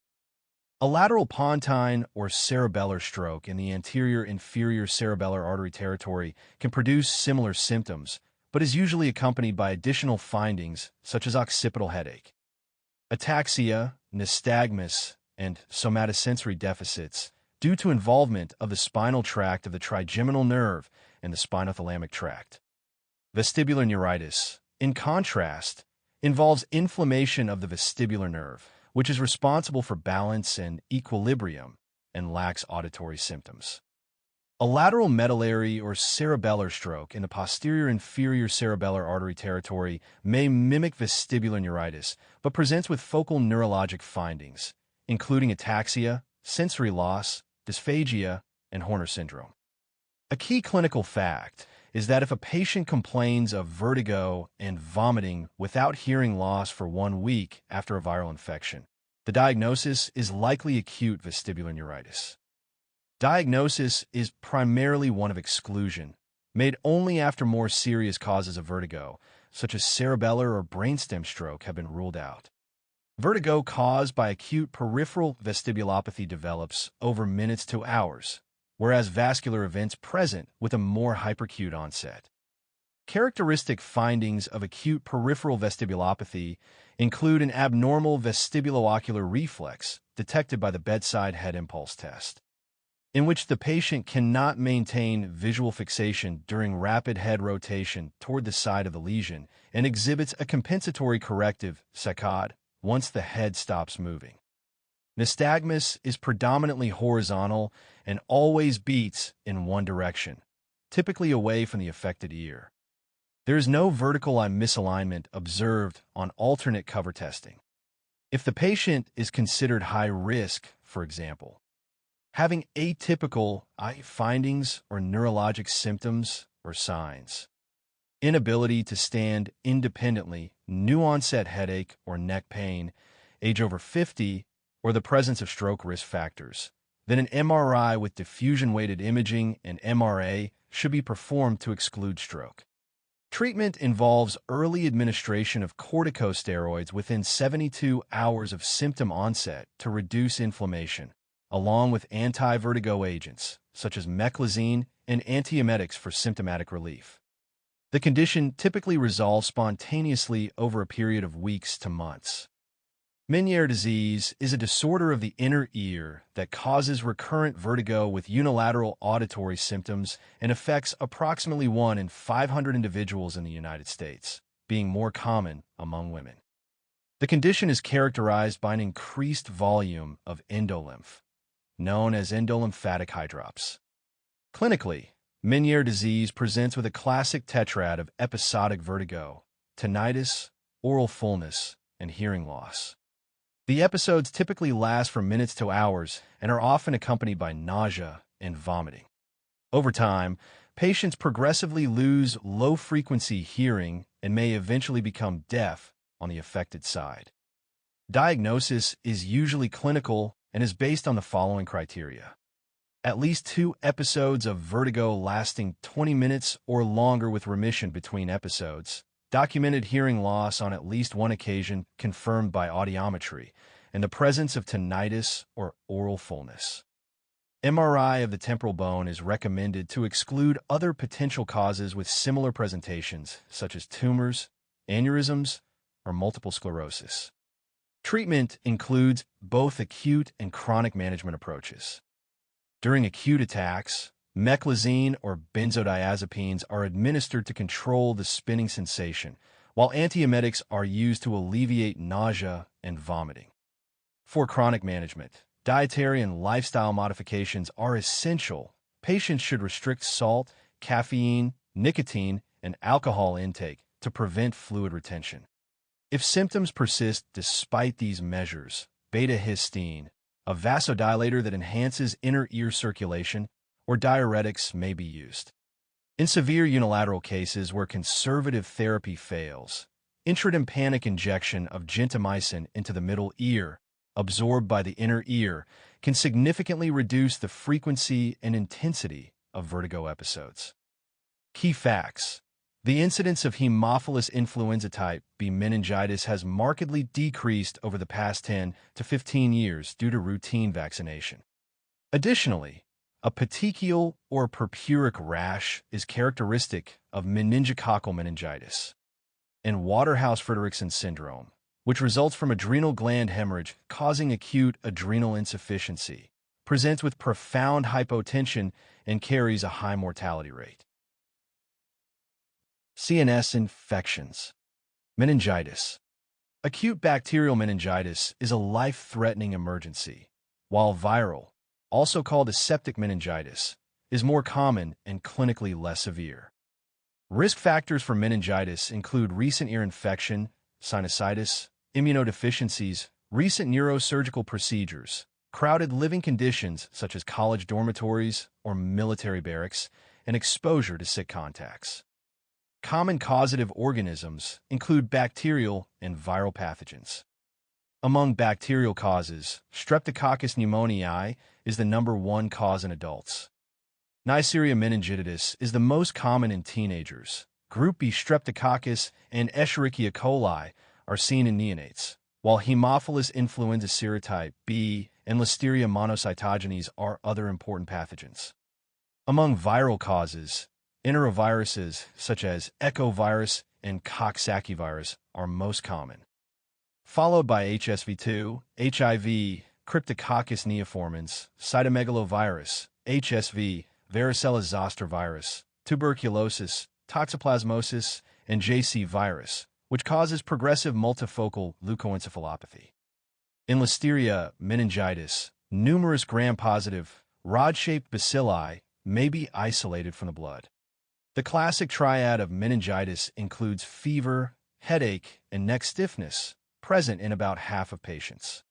Other symptoms include malaise, photophobia, altered mental status, nausea, vomiting, seizures, or meningeal irritation signs, such as positive Kernig sign, where thigh flexion causes pain or resistance with knee extension, and positive Brudzinski sign, where neck flexion leads to hip and knee flexion.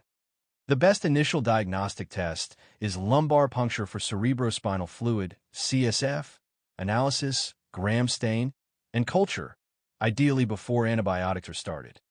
CSF should be evaluated for glucose, protein, white blood cell count with differential, red blood cell count, and opening pressure in the absence of papilledema or focal neurologic deficits. Additional tests include viral PCRs, such as for HSV, and cryptococcal antigen testing in HIV-positive patients. CT or MRI of the brain is indicated before LP in patients with altered mental status, papilledema, or focal deficits to exclude a mass lesion or elevated intracranial pressure. If imaging is required, empiric antibiotics must be started beforehand. Blood cultures should be obtained, and CBC may reveal leukocytosis. CSF profiles. Normal cerebrospinal fluid shows red blood cells less than 10 per cubic millimeter, white blood cells less than 5 per cubic millimeter, glucose greater than 2/3 of serum level, protein between 15 and 45 milligrams per deciliter, opening pressure 10 to 20 centimeters of water, clear appearance, and gamma globulin 3 to 12% of total protein. In bacterial meningitis, red blood cells are unchanged.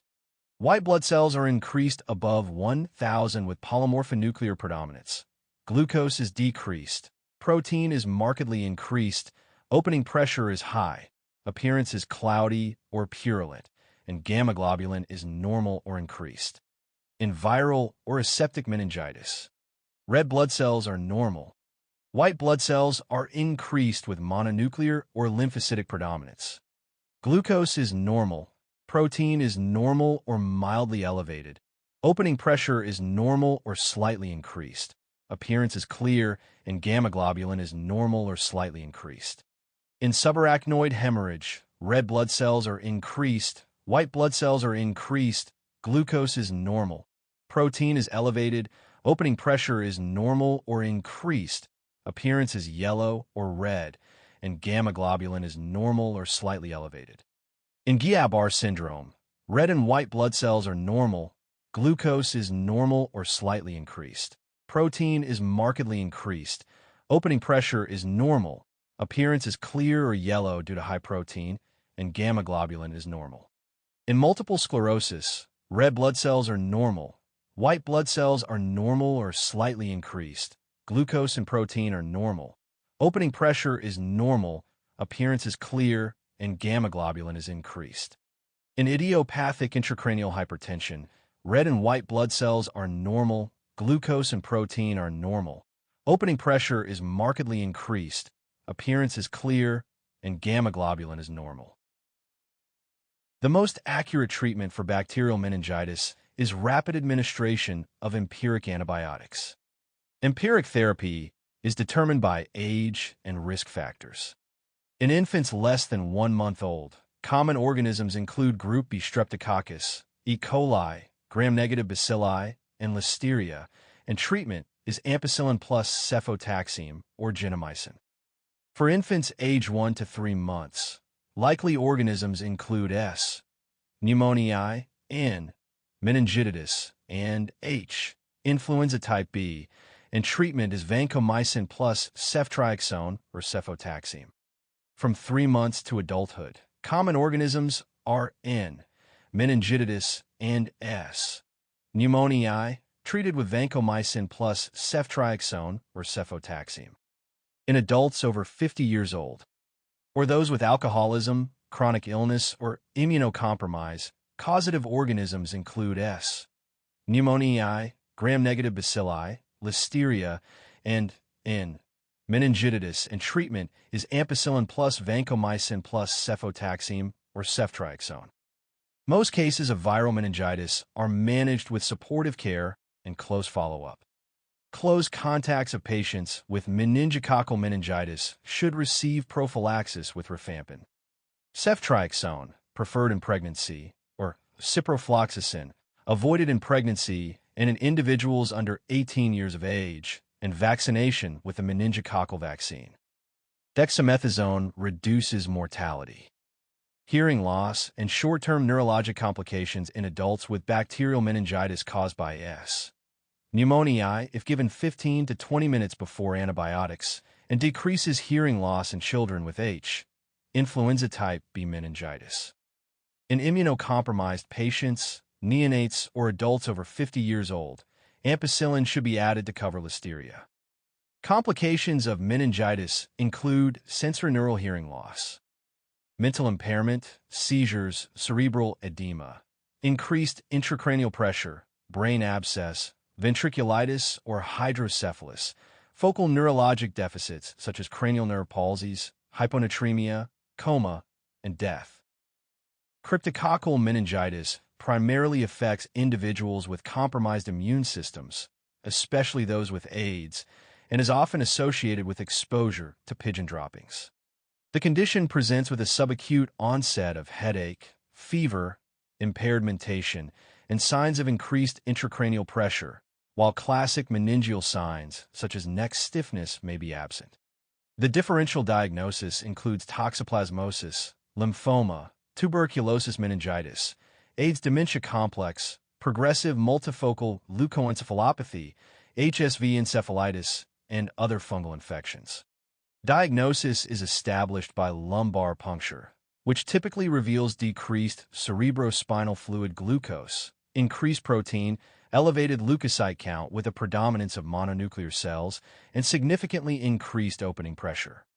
Cryptococcal antigen testing in CSF and blood is positive, and the India ink stain of CSF may show encapsulated yeast forms. Fungal culture confirms the diagnosis. Treatment occurs in 3 phases. The induction phase consists of intravenous amphotericin be combined with oral flucytosine for at least 2 weeks. This is followed by the consolidation phase with oral fluconazole for at least 8 weeks. The maintenance phase involves continued fluconazole for at least 1 year and can be discontinued if the patient is on effective antiretroviral therapy with a CD4+ count greater than 100 cells per cubic millimeter and an undetectable viral load for more than 3 months. Elevated intracranial pressure may require serial lumbar punctures or placement of a ventriculoperitoneal shunt for relief. Key fact: the cerebrospinal fluid antigen test for cryptococcal meningitis is highly sensitive and specific. Clinical case: a 19-year-old college student is brought to the emergency department from her dorm room, where she was found by her roommate in a confused state. She complains of fever, nausea, vomiting, and pain in her neck and head. She has a petechial rash on her legs. CSF examination reveals a glucose level of 22 mg DL, a protein level of 140 mg DL, and a WBC count of 1400 mm3. What is the most likely organism responsible for her condition? Neisseria meningitidis is the most likely organism responsible for her condition. The physician should suspect meningococcal meningitis in a very ill patient with fever, headache, altered mental status, a petechial rash in the lower extremities, and a CSF profile indicative of bacterial meningitis. Toxoplasmosis is an infection caused by Toxoplasma gondii, with risk factors including ingestion of raw or undercooked meat, consumption of contaminated fruits or vegetables, exposure to cat feces, and drinking unpasteurized milk. Primary infection is usually asymptomatic in healthy individuals. However, reactivated toxoplasmosis occurs in immunosuppressed patients, particularly those with AIDS, and may involve specific organs such as the brain, lungs, and eyes, and less commonly the heart, skin, gastrointestinal tract, and liver. Encephalitis is the most frequent manifestation in seropositive AIDS patients, presenting with fever, headache, altered mental status, seizures, and focal neurological deficits. Diagnosis is made through serology and PCR testing, which confirm exposure and risk for reactivation, and occasionally by tissue examination for histological confirmation. In cases of central nervous system involvement, imaging is essential. CT scans typically show multiple isodense or hypodense ring-enhancing mass lesions, while MRI, which is more sensitive, often reveals lesions with a predilection for the basal ganglia. Treatment involves induction with high-dose oral pyrimethamine combined with sulfadiazine and leucovorin, a folic acid analog that prevents hematologic toxicity, for 4 to 8 weeks, followed by maintenance therapy with a low-dose regimen until the disease resolves both clinically and radiographically. Prophylaxis with trimethoprim sulfamethoxazole or pyrimethamine plus dapsone is recommended for patients with a CD4+ count below 100 cells per cubic millimeter and positive toxoplasmosis IgG. Key fact: ring-enhancing lesions in patients with AIDS should always prompt consideration of toxoplasmosis and CNS lymphoma. Key fact: the presence of red blood cells in cerebrospinal fluid without a history of trauma is highly suggestive of HSV encephalitis. Encephalitis is an inflammation of the brain parenchyma most commonly caused by herpes simplex virus, HSV, and arboviruses. Less frequent etiologies include cytomegalovirus, CMV, toxoplasmosis, West Nile virus, varicella zoster virus, VZV, Borrelia, rickettsia, Legionella, enteroviruses, mycoplasma, and cerebral malaria. The condition predominantly affects children and older adults, who are more vulnerable due to their relatively weaker immune responses. Clinically, patients typically present with altered levels of consciousness, headache, fever, and seizures. Additional symptoms may include lethargy, confusion, coma, and focal neurological deficits. The differential diagnosis should include brain abscess, malignancy, subdural hematoma, SDH, subarachnoid hemorrhage, SAH, and toxic metabolic encephalopathy. Key fact: photophobia and nuchal rigidity suggest meningitis. Focal neurological deficits suggest brain abscess. Confusion and altered mental status are characteristic of encephalitis.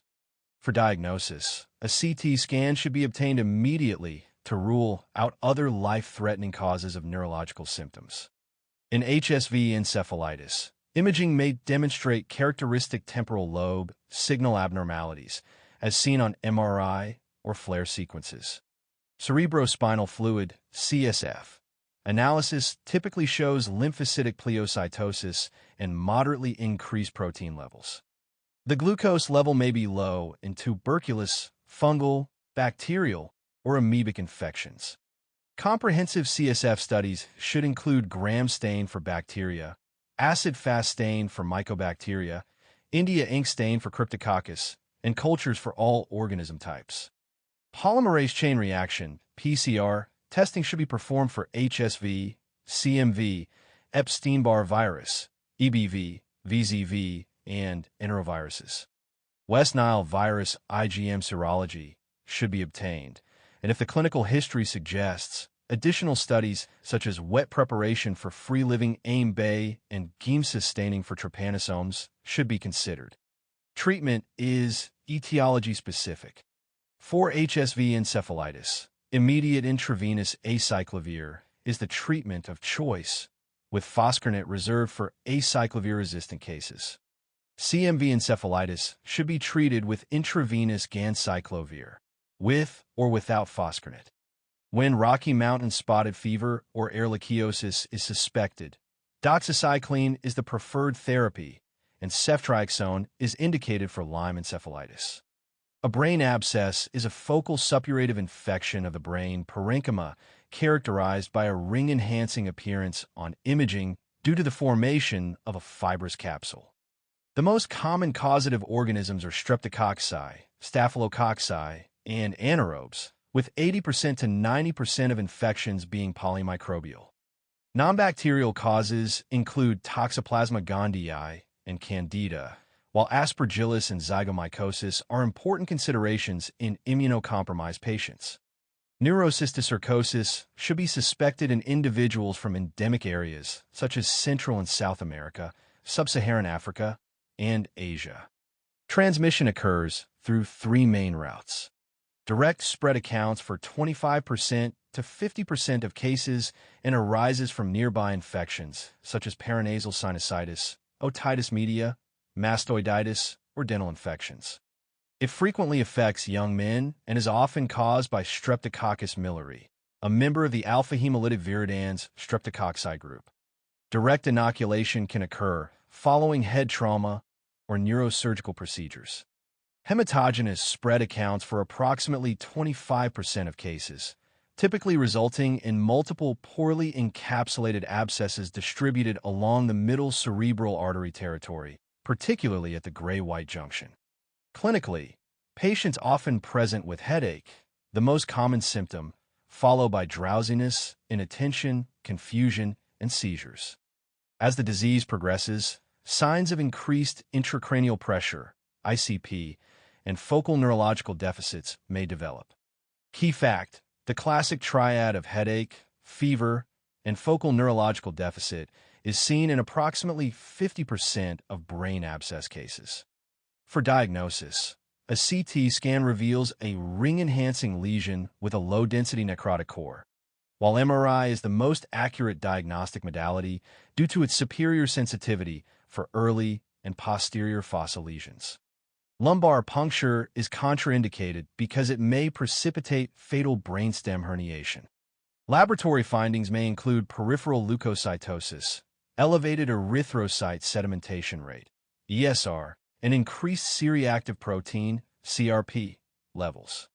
Treatment consists of intravenous antibiotics, metronidazole, combined with a third-generation cephalosporin, with or without vancomycin, for a duration of 6 to 8 weeks.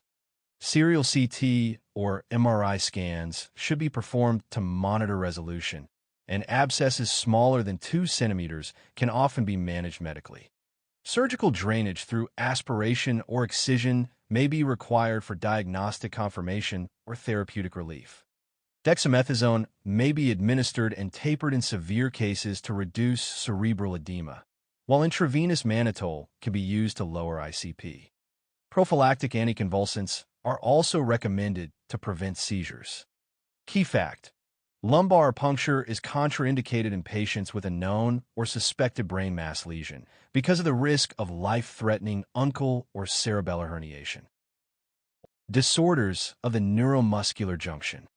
Myasthenia gravis is an autoimmune disorder of the neuromuscular junction caused by autoantibodies directed against nicotinic acetylcholine receptors on the postsynaptic membrane.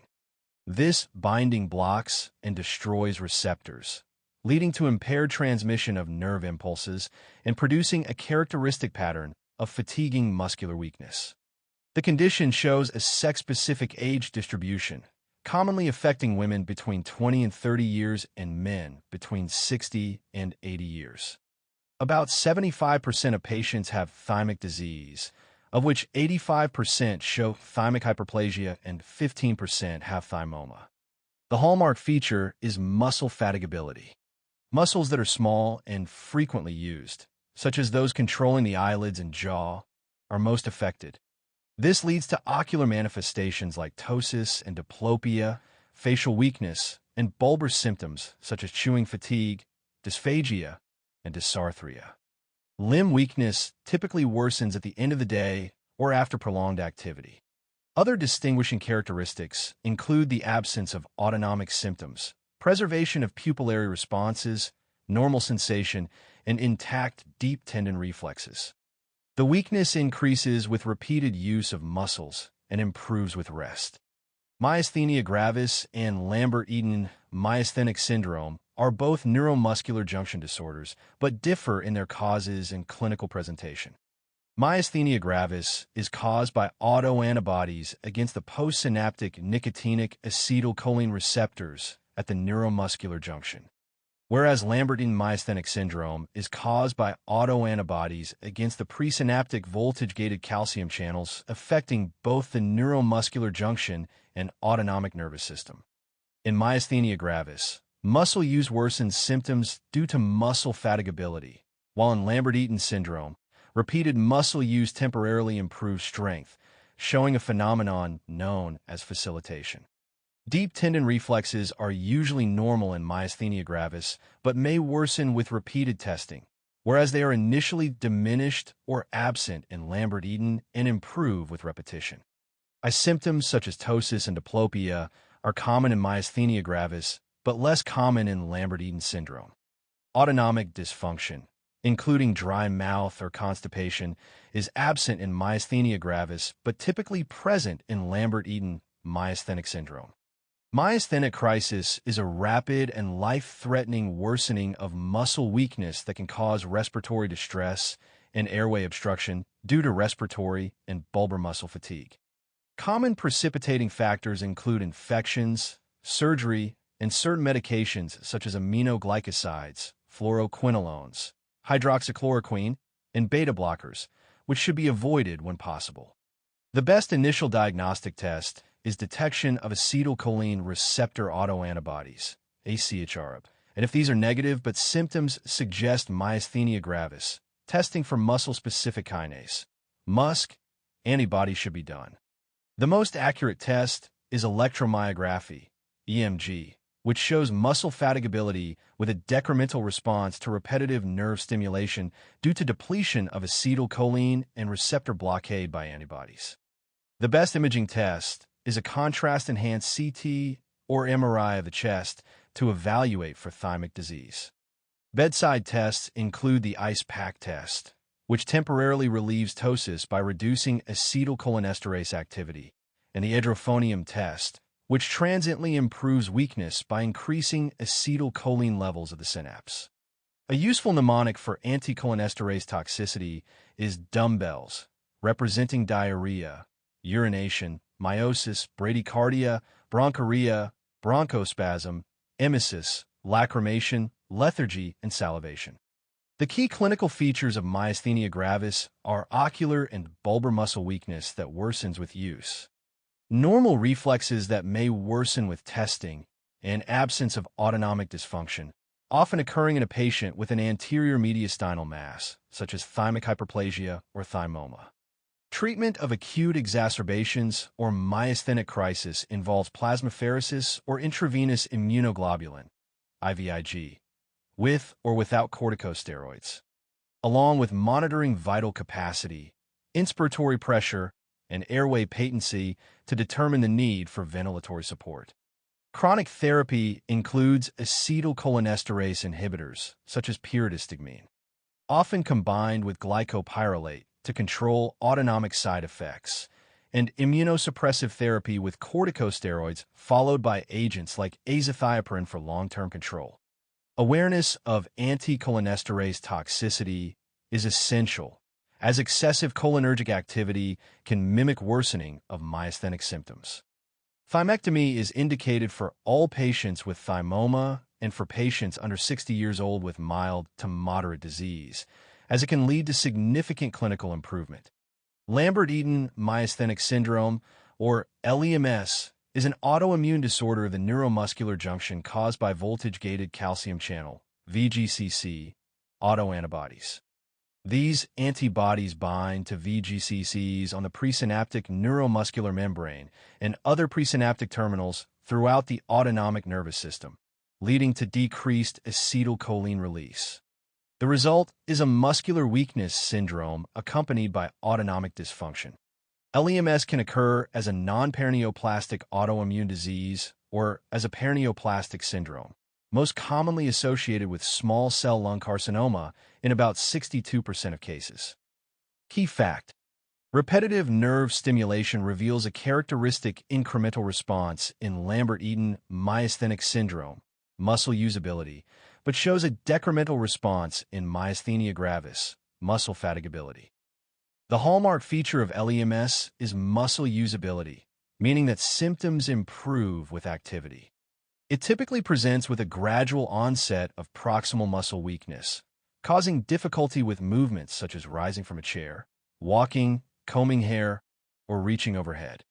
Unlike myositis, creatine kinase levels remain normal and muscle pain is absent.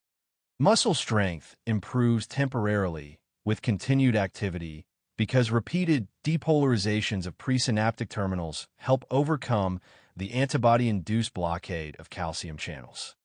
A key distinguishing feature of LEMS is the presence of autonomic dysfunction, which occurs because the same presynaptic VGCC antibodies reduce acetylcholine release throughout the autonomic nervous system. This can lead to symptoms such as dry mouth, erectile dysfunction, constipation, and impaired pupillary light response.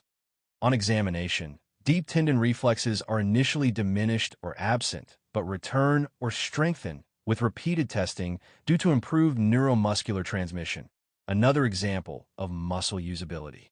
The best initial diagnostic test is the detection of anti-PQ type VGCC autoantibodies. The most accurate test is electromyography, EMG, which shows a characteristic incremental response to repetitive nerve stimulation. This contrasts with the decremental response seen in myasthenia gravis. For imaging, a contrast-enhanced CT or MRI of the chest should be performed to evaluate for an underlying malignancy, especially small cell lung cancer. Treatment of paraneoplastic LEMS centers on managing the underlying cancer, which often improves neuromuscular symptoms. Medications such as amifampridine 3 for diaminopyridine or guanidine enhance acetylcholine release by inhibiting potassium efflux from presynaptic neurons, prolonging depolarization and increasing calcium influx. Acetylcholinesterase inhibitors like pyridostigmine may also be used to increase acetylcholine levels at the neuromuscular junction. If symptoms persist despite medical therapy and cancer treatment, intravenous immunoglobulin, IVIG, followed by oral immunosuppressive agents can be effective. In summary, Lambert-Eaton myasthenic syndrome presents with proximal muscle weakness that improves with activity, diminished reflexes that strengthen with repeated testing, and clear signs of autonomic dysfunction, most often in a patient found to have a lung mass on imaging. Botulism is a serious neuroparalytic disorder characterized by symmetric, descending paralysis caused by exposure to Clostridium botulinum toxin or spores. This bacterium produces a potent neurotoxin that inhibits acetylcholine release at the neuromuscular junction, resulting in flaccid paralysis. Botulism can occur through ingestion of spores, preformed toxin, or infection of contaminated wounds. The disease requires immediate intravenous botulism immunoglobulin, botulism IG, and respiratory support due to the risk of respiratory failure. It should be suspected in any patient, particularly infants, presenting with bulbar palsies, ptosis, constipation, or hypotonia. Infants under 12 months should never be given honey, as it can contain C. botulinum spores. There are three major types of botulism: foodborne, infant, and wound botulism. Foodborne botulism occurs after ingestion of preformed toxin, typically in improperly canned or preserved foods. Symptoms appear after an incubation period of 12 to 36 hours. The primary treatment is equine botulinum antitoxin, along with supportive care and monitoring of respiratory function. Prevention includes proper sterilization of food through autoclaving and boiling food twice before canning to inactivate spores. Infant botulism results from ingestion of C.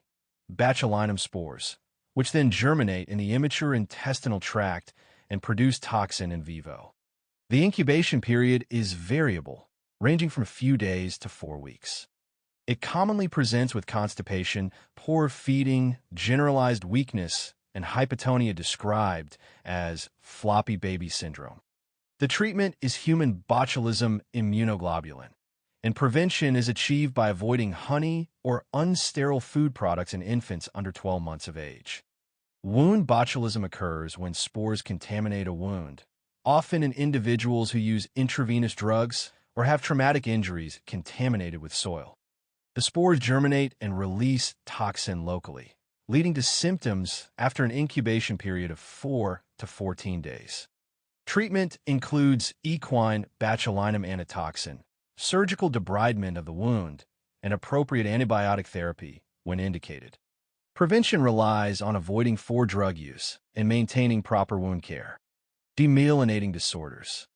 Multiple sclerosis, or MS, is a chronic demyelinating disorder of the central nervous system of unclear etiology, though it is believed to be immune-mediated.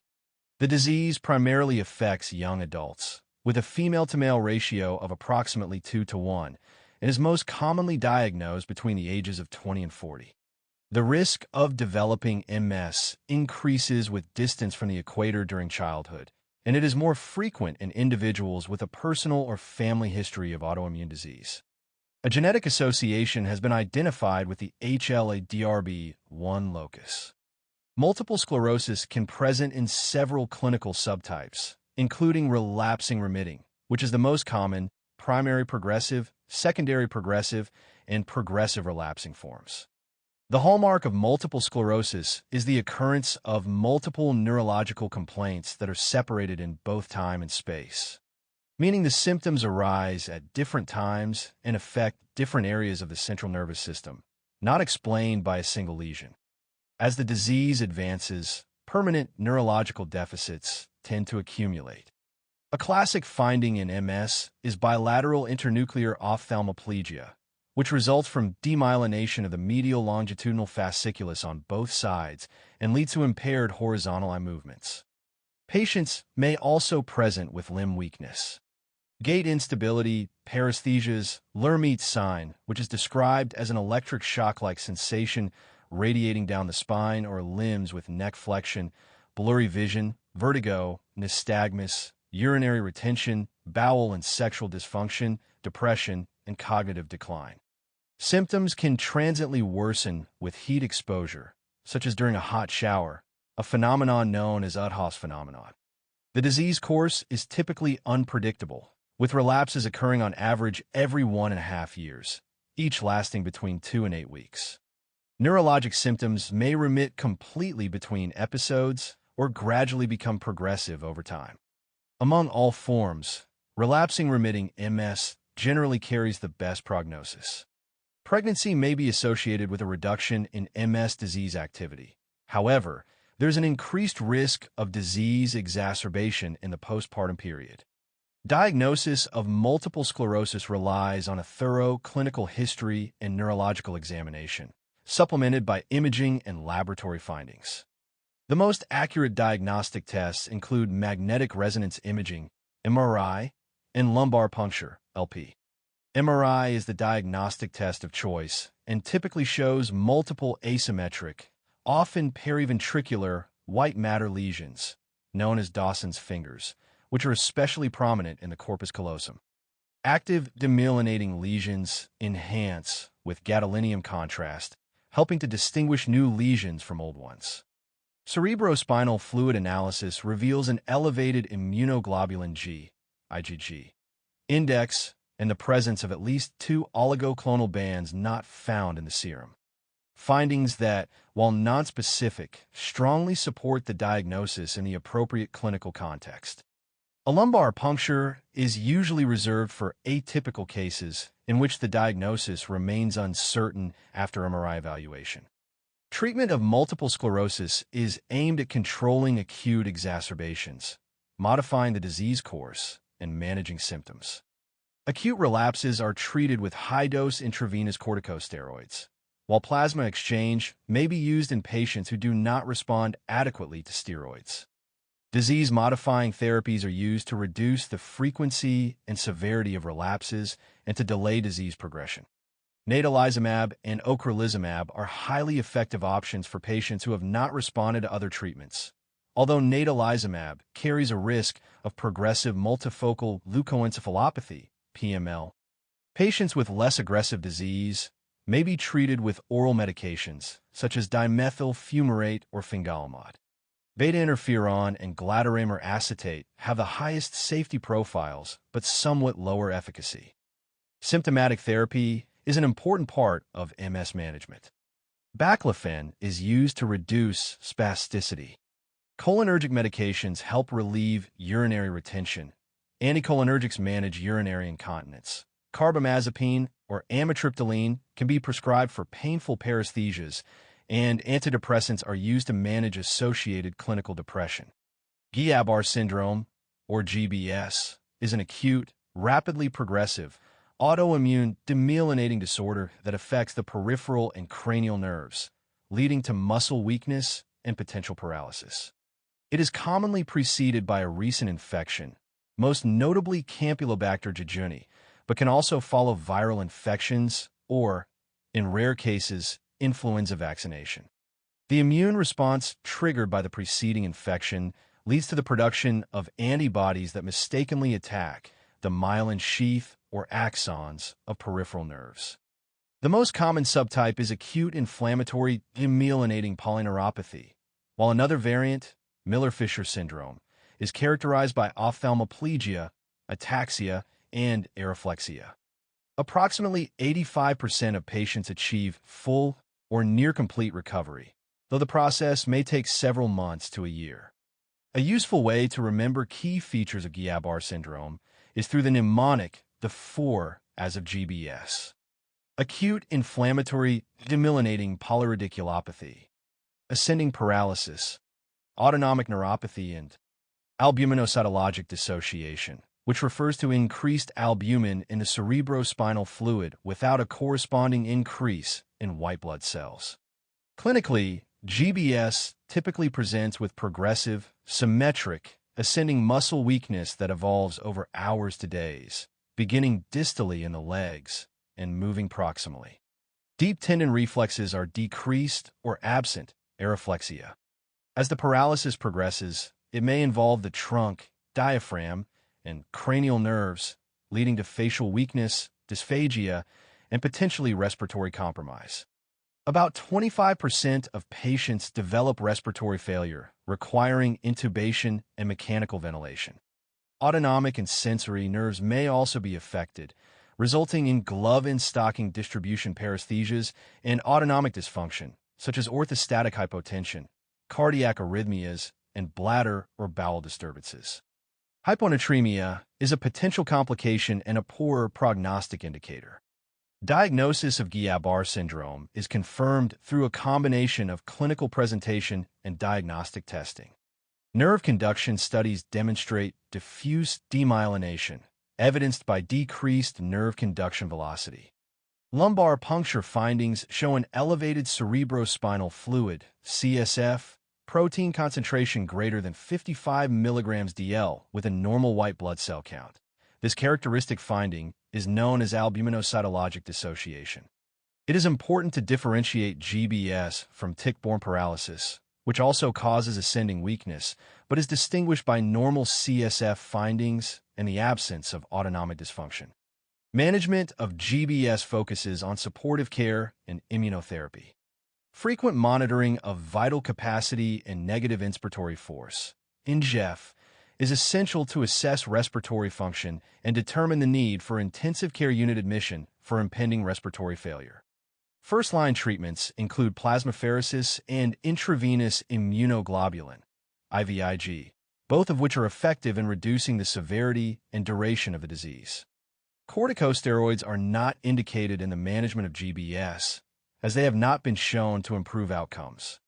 Once the acute phase resolves, aggressive physical rehabilitation is crucial for recovery of muscle strength and function. Neurodegenerative disorders. Neurodegenerative disorders are a group of progressive conditions that primarily affect the brain and nervous system, often presenting with cognitive impairment as a key feature. In the early stages, it can be difficult to distinguish between normal age-related memory changes and the onset of a mild or major neurocognitive disorder. Understanding the differences between these conditions is essential for accurate diagnosis and effective management. Normal aging typically occurs in individuals over the age of 60 and is characterized by a normal mini-mental state examination, MMSE score, usually above 27 out of 30. People may experience minor difficulties with executive function, such as attention span, problem-solving, or learning new information. Word-finding difficulties, also known as mild expressive aphasia, are common, and individuals often exhibit an advanced sleep-wake cycle. For example, go to bed early around 7 p.m. and waking up around 3 a.m. Importantly, despite these changes, there is no significant loss of functional ability in activities of daily living, ADLs, or instrumental activities of daily living, IDLs. A mild neurocognitive disorder represents a noticeable decline beyond what is expected from normal aging. It involves deficits in at least one cognitive domain, such as executive function, perceptual motor skills, language, learning and memory, social cognition, or complex attention. The MMSE score is typically between 23 and 27 out of 30. Although patients may retain independence in basic daily activities, they experience some limitations, particularly with more complex tasks such as managing finances, cooking, or driving.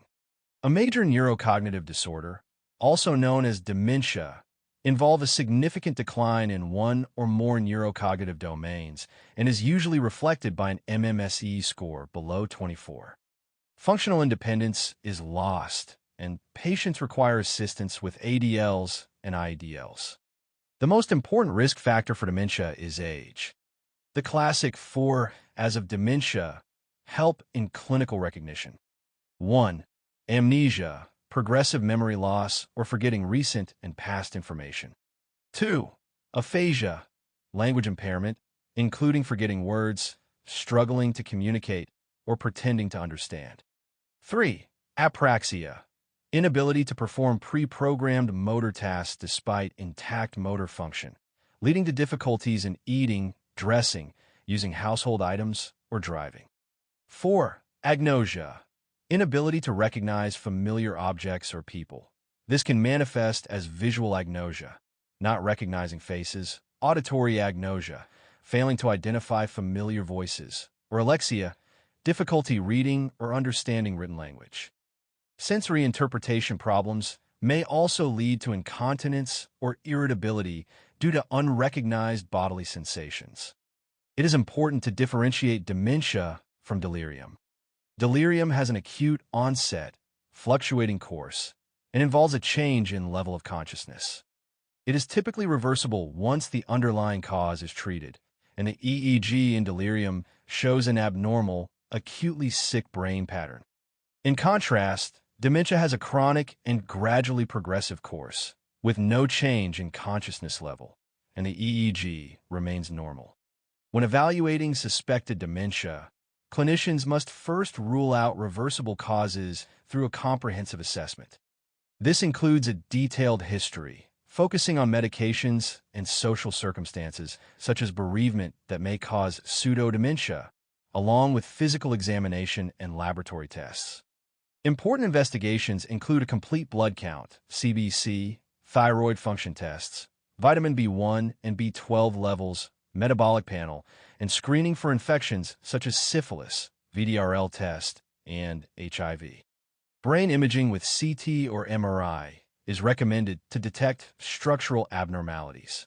Reversible causes of dementia include hypothyroidism, neurosyphilis, or HIV dementia, depending on stage and treatment, vitamin B12 or B9 deficiencies, thiamine deficiency from alcohol use leading to Wernicke aphasia, medication effects such as benzodiazepines or anticholinergics, normal pressure hydrocephalus, pseudodementia, and chronic subdural hematoma from falls causing bridging vein tears.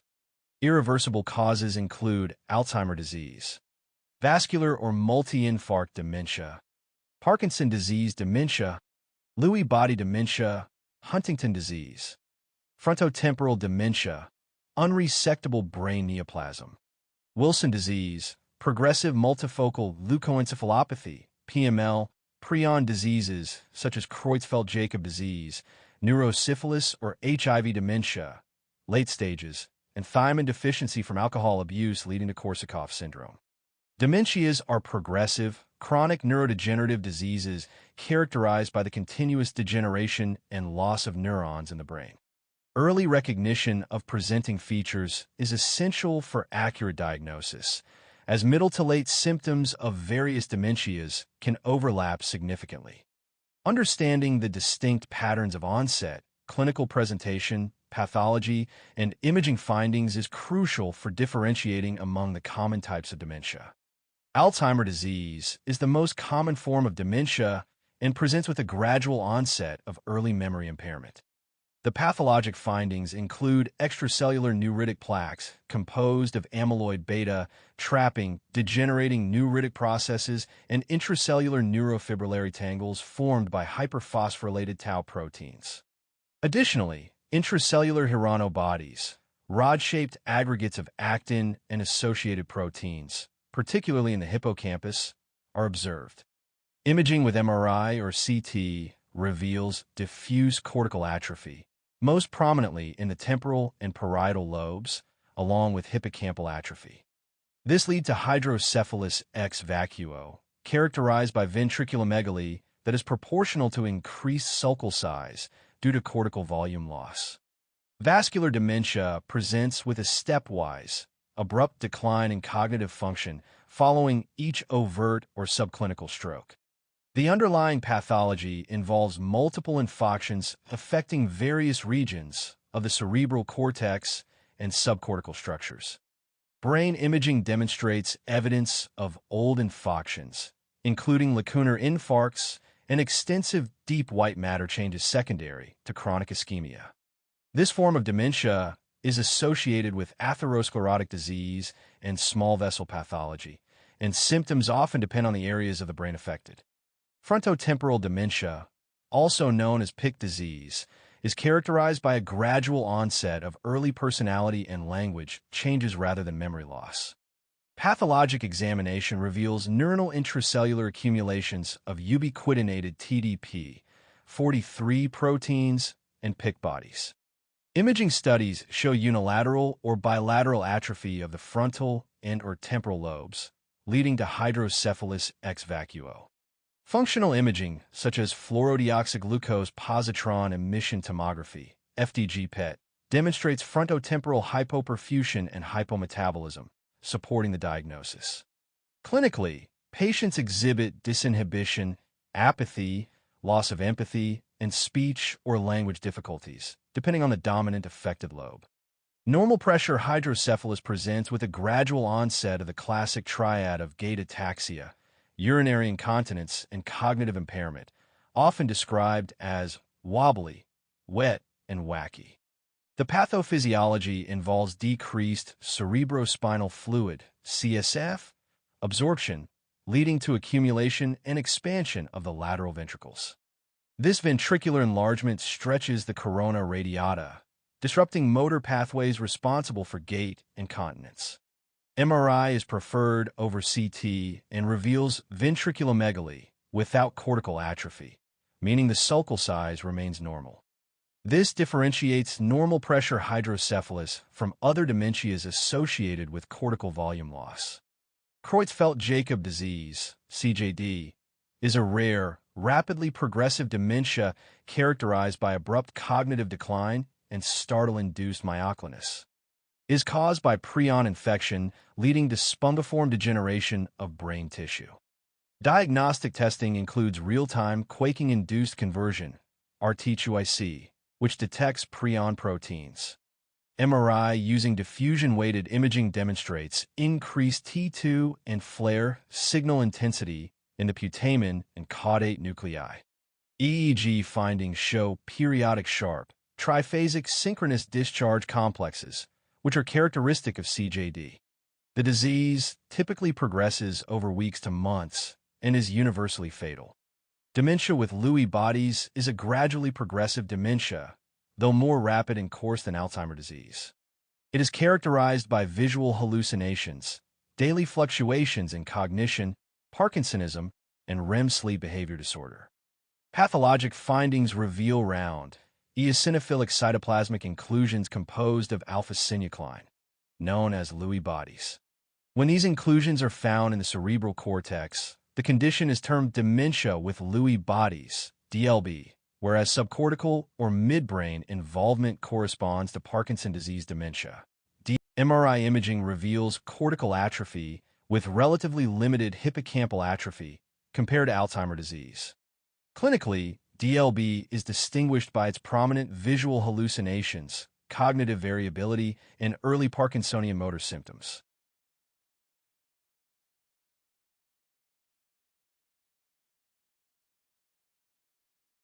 In summary, key fact: HIV-associated neurocognitive disorder, HAND, occurs in HIV/AIDS patients regardless of treatment status. It results from HIV-infected microglia in the CNS. Diagnosis is by exclusion. Early signs include mild cognitive impairment progressing to dementia. Treatment is antiretroviral therapy. Avoid efavirenz due to CNS side effects. Alzheimer's disease is a chronic, progressive neurodegenerative disorder and the most common cause of dementia, accounting for approximately 66% of cases. It results from the degeneration of cholinergic circuits leading to diffuse cortical and subcortical atrophy, with hippocampal degeneration being the hallmark feature responsible for recent memory impairment. Age is the most important risk factor for sporadic Alzheimer's disease, as 95% of patients are older than 65 years. Genetic factors also play a role. The apolipoprotein E gene can be harmful or protective. The epsilon 4 allele promotes amyloid precursor protein conversion to amyloid beta, which is pathologic and increases the risk of Alzheimer's disease, while the epsilon 2 allele promotes amyloid alpha formation, which is non-pathologic and protective. The higher the number of epsilon 4 alleles, the greater the risk. Early onset Alzheimer's disease, which occurs in less than 65 years of age and accounts for about 5% of cases, is usually familial and associated with mutations in the amyloid precursor protein and presenilin 1 and 2 genes, as well as with Down syndrome, since the AP gene is located on chromosome 21. Clinically, Alzheimer's disease presents with progressive neurocognitive dysfunction.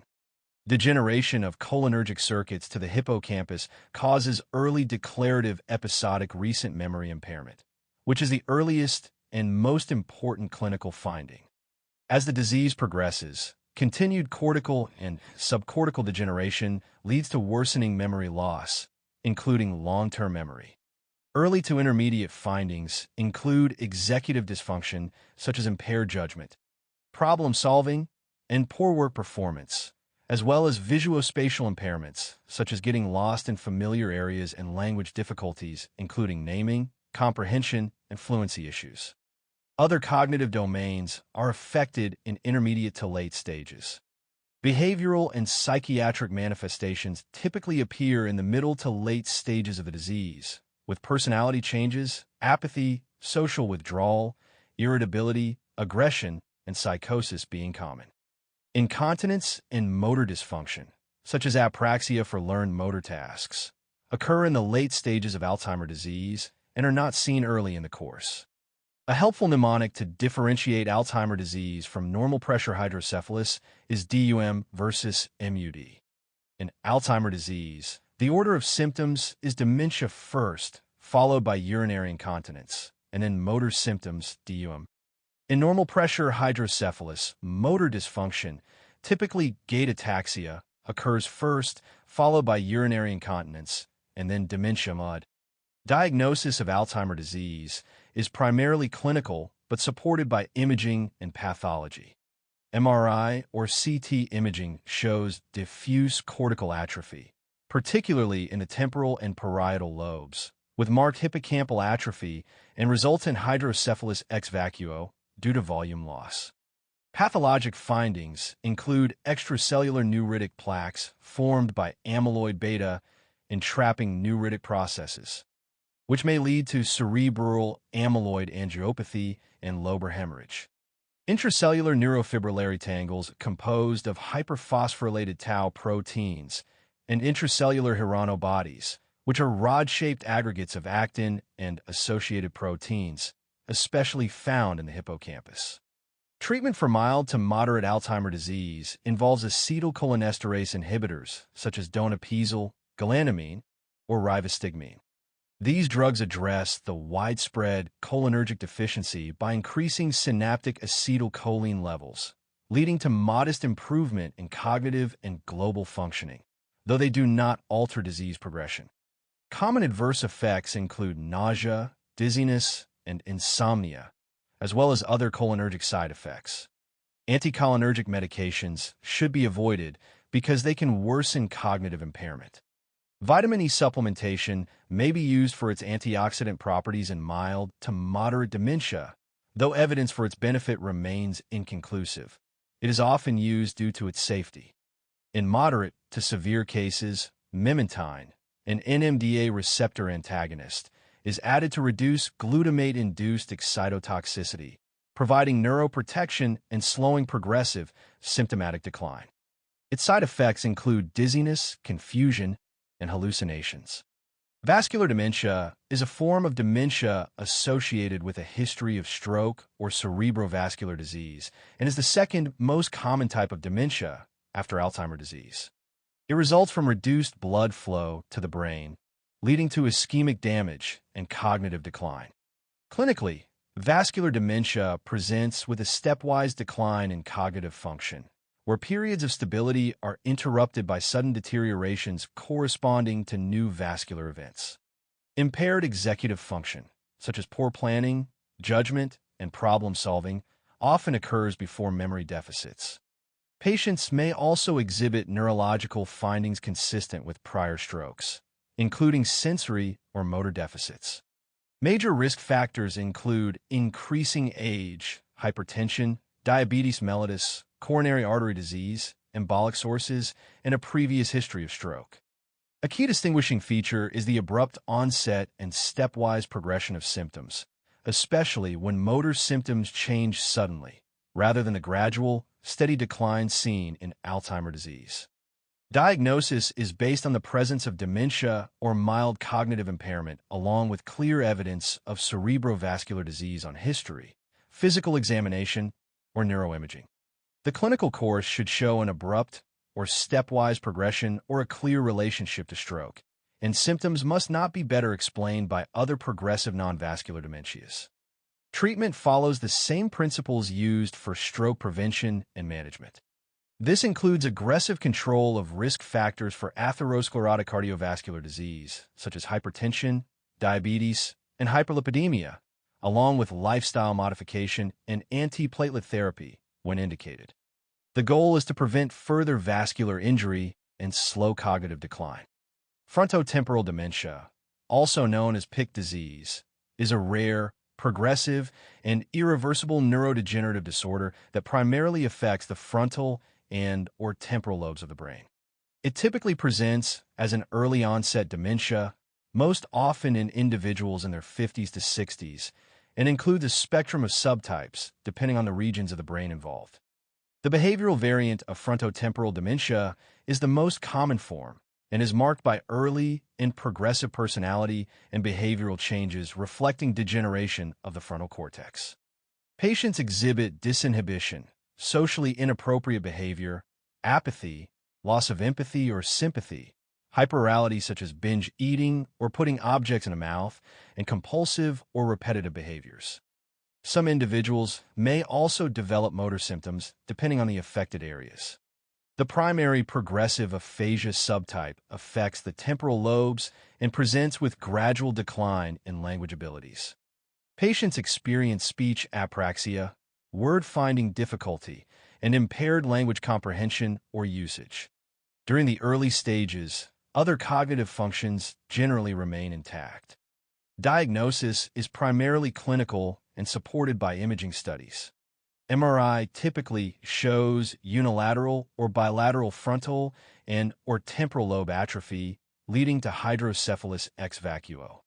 FDG PET scans reveal frontotemporal hypoperfusion and hypometabolism. Pathologic findings include neuronal intracellular accumulations of ubiquitinated TDP-43 proteins and, in some cases, PIC bodies, spherical aggregates of hyperphosphorylated tau proteins.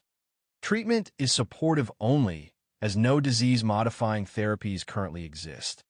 Management focuses on alleviating symptoms such as depression, agitation, and insomnia, and providing caregiver support and behavioral interventions. Normal pressure hydrocephalus, NPH, is a rare but potentially reversible cause of dementia that typically affects adults over 60 years of age. It is a chronic form of communicating hydrocephalus caused by decreased cerebrospinal fluid, CSF, absorption, leading to increased CSF volume and ventricular enlargement. This expansion stretches the corona radiata, resulting in the classic triad of gait disturbance, urinary incontinence, and dementia. NPH can be idiopathic or secondary to conditions that damage the arachnoid granulations, such as meningitis or subarachnoid and intraventricular hemorrhage. Clinical case. A 71-year-old woman is brought to her primary care physician's office by her son, who is concerned that she has had worsening recent memory, difficulty participating in her daily activities, restlessness, and difficulty sleeping for the past year. She scores a 22 on the Mini Mental State Exam, MMSE. What is the most likely diagnosis? Alzheimer's disease is the likely diagnosis. The key differences between Alzheimer's disease and normal aging are that in normal aging, patients can perform their activities of daily living, complain of memory loss, yet provide detailed information about their forgetfulness, and have a score greater than 27 on the MMSE. NPH is characterized by a normal opening pressure on lumbar puncture. Continuous intracranial pressure monitoring may show normal or intermittently elevated pressure. The increased CSF volume produces regional, rather than diffuse, pressure elevation, which causes symptoms without typical signs of raised intracranial pressure like headaches or papilledema. The classic triad is remembered as wobbly, wet, and wacky. Gait disturbance, wobbly, is the earliest and most prominent symptom. Patients develop a magnetic or shuffling gait that resembles Parkinsonian gait, but without tremor and with preserved arm swing. Urinary symptoms, wet, begin with urgency and frequency and progress to incontinence accompanied by apathy. Dementia, wacky, develops later and manifests as slowed psychomotor activity, poor attention, executive dysfunction, and apathy over months to years. Diagnosis is primarily clinical. The patient does not need to exhibit the full triad, but gait dysfunction must be present. Urinary and cognitive symptoms are confirmed through history and cognitive testing. The best initial imaging study is MRI, which shows ventriculomegaly disproportionate to cortical atrophy, ventricular dilation without sulcal enlargement. The best confirmatory test is symptom improvement following lumbar puncture, where the opening pressure is normal or slightly elevated. The definitive treatment is ventriculoperitoneal, VP, shunting, which diverts excess CSF and relieves symptoms. Key fact: classic triad of NPH in order of onset equals wobbly, gait ataxia, wet urgency incontinence, and wacky dementia. The definitive treatment is ventriculoperitoneal, VP, shunting, which diverts excess CSF and relieves symptoms. A lumbar drainage trial over several days can predict surgical benefit. Patients with predominant gait impairment tend to respond best, while those with advanced dementia respond poorly. Creutzfeldt-Jakob disease, CJD, is the most common prion disease but remains an extremely rare form of dementia. It occurs when an abnormal protease-resistant prion protein accumulates in the brain, causing spongy degeneration, neuronal loss, and astrocytic proliferation. CJD causes a subacute dementia with ataxia and startle-induced myoclonic jerks, with rapid clinical progression that develops within weeks to months after symptom onset. New variant CJD, also known as mad cow disease, is a more slowly progressive prion disease that occurs in younger people with a history of eating contaminated beef or human brain tissue, as seen in Kuru. Iatrogenic CJD can develop after ophthalmologic or neurosurgical procedures, such as corneal transplants due to poor sterilization of surgical instruments. The rapid progression of symptoms and presence of myoclonus help distinguish CJD from other dementias. Definitive diagnosis can be made only by brain biopsy or autopsy, but clinical features, imaging, and laboratory results are often sufficient to make a probable diagnosis. Findings include increased 14-3-3 protein in the cerebrospinal fluid and periodic sharp wave complexes on EEG. Real-time quaking-induced conversion, RT2AC, is a modern test that detects abnormal protein misfolding in CSF samples. Brain MRI typically shows hyperintensity in the caudate and putamen, known as the hockey stick sign or a cortical ribboning pattern. Differential diagnoses include paraneoplastic syndromes, drug-induced encephalitis, and autoimmune encephalitis. A probable diagnosis of CJD is made when there is rapid symptom progression with no other identifiable cause on MRI, EEG, or CSF testing, supported by the characteristic findings. Treatment is purely symptomatic, as there is no cure and disease progression cannot be stopped. Most patients die within 1 year of symptom onset. Lewy body dementia is an umbrella term that includes Parkinson's disease, PD, dementia, and dementia with Lewy bodies, DLB, which are differentiated by the 1-year rule. DLB is the second most common cause of dementia, accounting for 10% to 20% of cases, and typically affects patients older than 65 years, often associated with depression and suicidality. The classic triad includes dementia, Parkinsonism, and visual hallucinations. Dementia presents with executive and visuospatial dysfunction. Parkinsonism involves extrapyramidal motor symptoms described by the mnemonic trap, tremor, rigidity, akinesia or bradykinesia, and postural instability. Visual hallucinations are well-formed and detailed, often involving people, animals, or colorful abstract shapes. Cognitive function, arousal, and attention fluctuate, with patients cycling between baseline and brief periods of confusion resembling stroke-like episodes. Many patients also develop REM sleep behavior disorder, characterized by dream enactment through vocalizations or motor movements during sleep. Diagnosis is clinical and guided by the 1-year rule.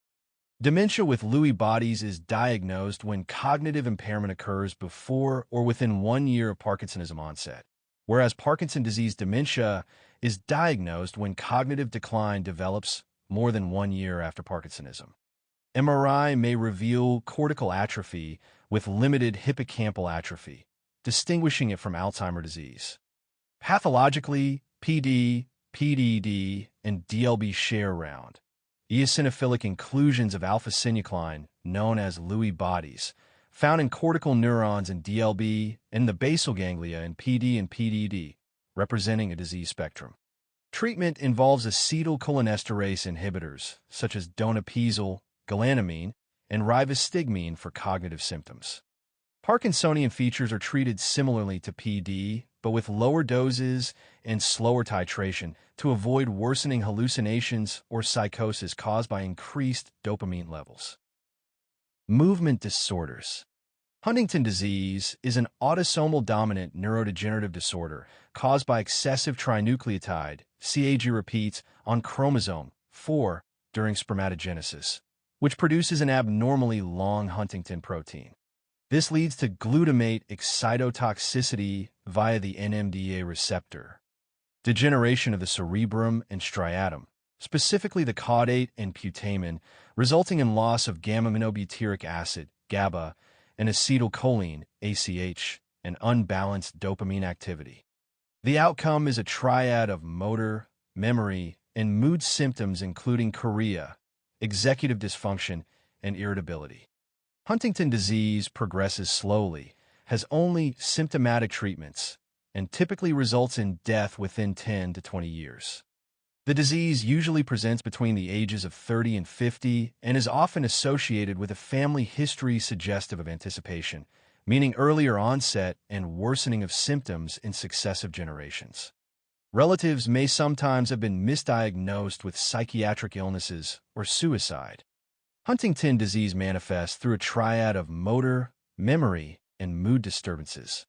Motor symptoms include hyperkinetic features early in the disease, such as chorea, hyperreflexia, urinary incontinence, and hyperhidrosis. As the disease advances, hypokinetic symptoms like rigidity, dystonia, bradykinesia, dysphagia, and dysarthria develop. Chorea consists of random, brief, irregular, involuntary movements of the face, trunk, and limbs that flow smoothly between muscle groups. In early stages, chorea may appear as restlessness or fidgetiness with delayed saccadic eye movements. Memory symptoms involve progressive cognitive impairment with executive dysfunction and dementia.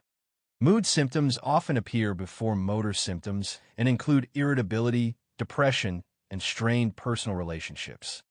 Other psychiatric manifestations include obsessive-compulsive tendencies, aggression, anxiety, paranoia, delusions, hallucinations, suicidality, and psychosis, which can easily be mistaken for substance abuse.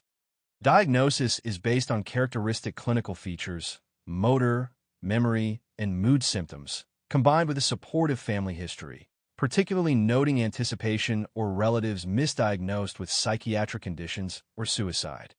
Genetic confirmation is obtained by identifying CAG trinucleotide repeat expansions of 36 or more repeats. In adopted individuals, these family details may be obscured in test scenarios. Imaging supports the diagnosis and assessment of disease severity. FDG PET in early disease shows altered glucose metabolism in the striatum, including the caudate and putamen. CT or MRI findings in later stages demonstrate marked atrophy of the cerebrum and striatum, especially of the caudate nuclei, resulting in dilation of the lateral ventricles known as hydrocephalus ex vacuo. There is currently no cure for Huntington disease, and its progression cannot be halted. Genetic counseling is strongly recommended for affected individuals and families.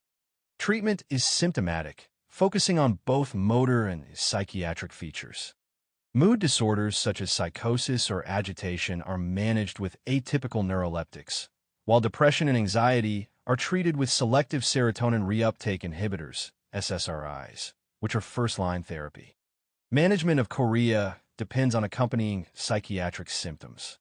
When chorea is present with comorbid depression, agitation, or psychosis, atypical neuroleptics are preferred because they reduce dopamine activity with a lower risk of inducing Parkinsonism compared to typical antipsychotics, although careful monitoring for motor side effects is necessary.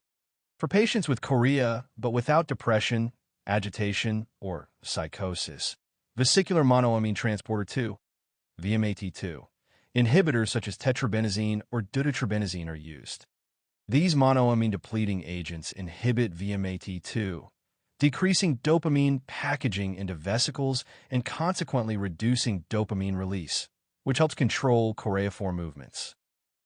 Parkinson's disease is a progressive neurodegenerative disorder characterized by the loss of neuromelanin-containing dopaminergic neurons of the substantia in nigra pars compacta, a part of the basal ganglia.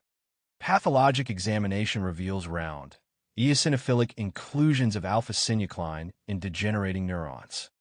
The typical age at presentation is over 50 years, and risk factors include older age and family history of Parkinson's disease, with cigarette smoking being paradoxically protective. Parkinson's disease is the most common hypokinetic movement disorder and is characterized by unilateral hand tremor known as the pill-rolling tremor, cogwheel rigidity, akinesia or bradykinesia resulting in a shuffling gait, and postural instability leading to frequent falls. Although Parkinson's disease is idiopathic, similar motor symptoms, collectively known as Parkinsonism, can occur secondary to other neurodegenerative disorders, trauma, or medication effects. Treatment is primarily directed at increasing dopaminergic activity and decreasing cholinergic activity. The gait pattern in Parkinson's disease can resemble that of normal pressure hydrocephalus, but they can be distinguished by the presence of reduced arm swing in Parkinson's disease compared to preserved arm swing in normal pressure hydrocephalus. The preclinical stage of Parkinson's disease is marked by non-motor symptoms that can appear years before motor manifestations. These include constipation, anosmia, and sleep disturbances such as REM behavior disorder, restless leg syndrome, and excessive daytime sleepiness, as well as mood disorders such as depression, apathy, and anxiety that may precede motor signs by up to 20 years. Clinically, Parkinson's disease presents with motor signs, autonomic dysfunction, and neuropsychiatric symptoms. Motor symptoms are typically unilateral at onset, may progress to involve the contralateral side, and remain asymmetric throughout the disease course. The TRAPSS mnemonic summarizes the key motor features of Parkinsonism: tremor, rigidity, akinesia or bradykinesia, postural instability, shuffling gait, and small handwriting or micrographia. Tremor is usually unilateral and occurs at rest with a frequency of 4-6 Hz, improving with movement but worsening with distraction. The classic pill rolling, Tremor arises from rhythmic movements of the thumb and fingers.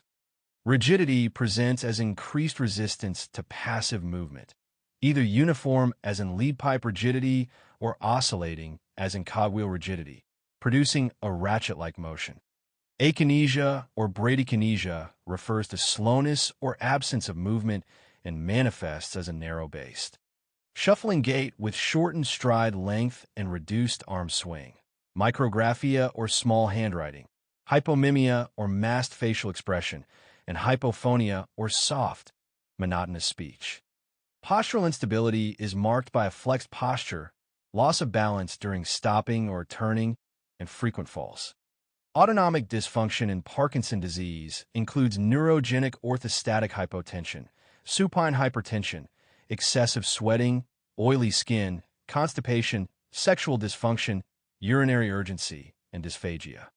Neuropsychiatric manifestations include dementia in advanced stages, executive and visuospatial dysfunction, visual hallucinations, delusions, sleep disorders such as insomnia, restless leg syndrome, REM behavior disorder, excessive daytime sleepiness, vivid dreams, and fragmented sleep. Emotional symptoms such as depression, anxiety, apathy, and anosmia are also common. The TRAPSS mnemonic helps recall the classic features: tremor, pill rolling, rigidity, cogwheeling, akinesia or bradykinesia, postural instability, shuffling gait, and small handwriting, micrographia. Diagnosis of Parkinson's disease is primarily clinical, based on the presence of Parkinsonian features.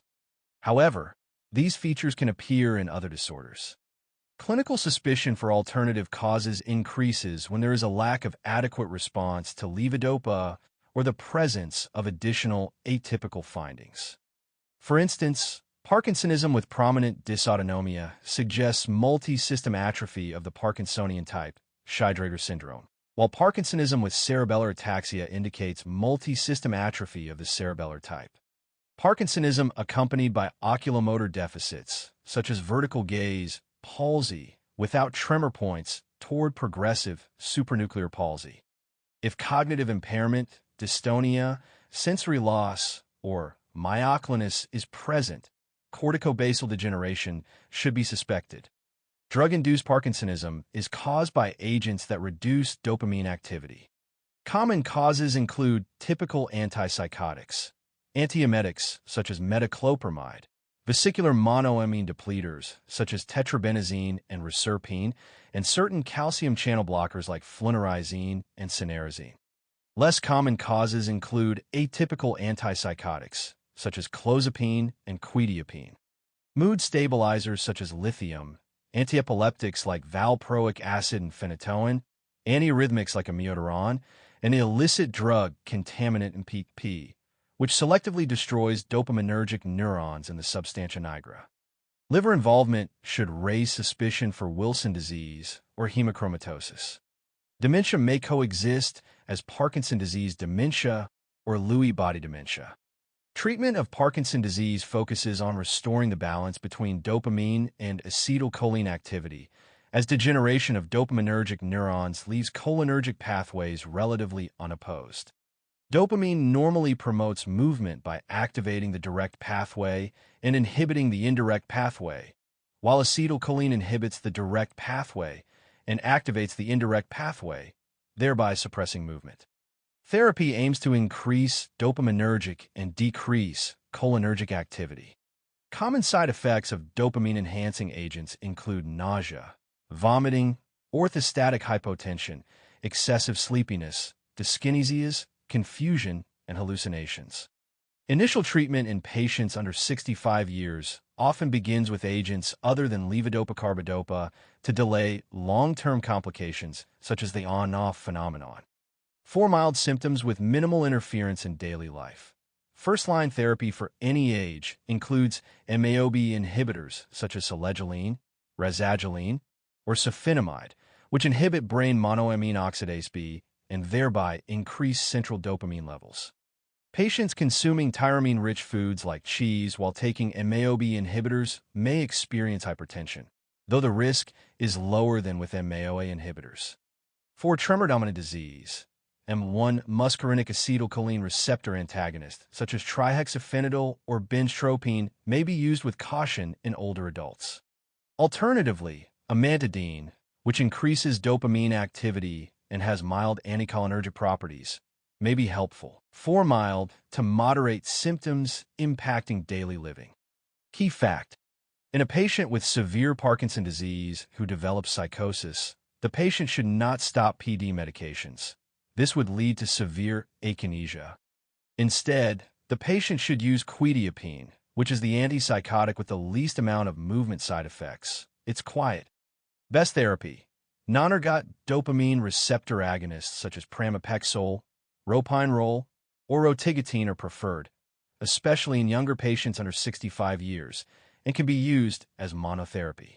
For moderate to severe symptoms that significantly impair daily activities, levodopa-carbidopa is the best and most effective treatment and is typically first line in patients over 65 years of age. Carbidopa inhibits peripheral dopa decarboxylase, thereby increasing central levodopa bioavailability and reducing peripheral side effects such as nausea. Long-term use of levodopa-carbidopa can lead to reduced endogenous dopamine synthesis, motor fluctuations, and the on-off phenomenon, whereon periods are associated with increased response and dyskinesias, and off periods with loss of response and akinesia. Levodopa-carbidopa effectiveness can be prolonged with adjunctive use of MAOB inhibitors or COMT inhibitors, such as inacapone or talcapone, which enhance dopamine bioavailability and reduce off episodes. Talcapone, however, carries a risk of hepatotoxicity. Istradefylline, an adenosine A2A receptor antagonist, may also be used to decrease off phenomena.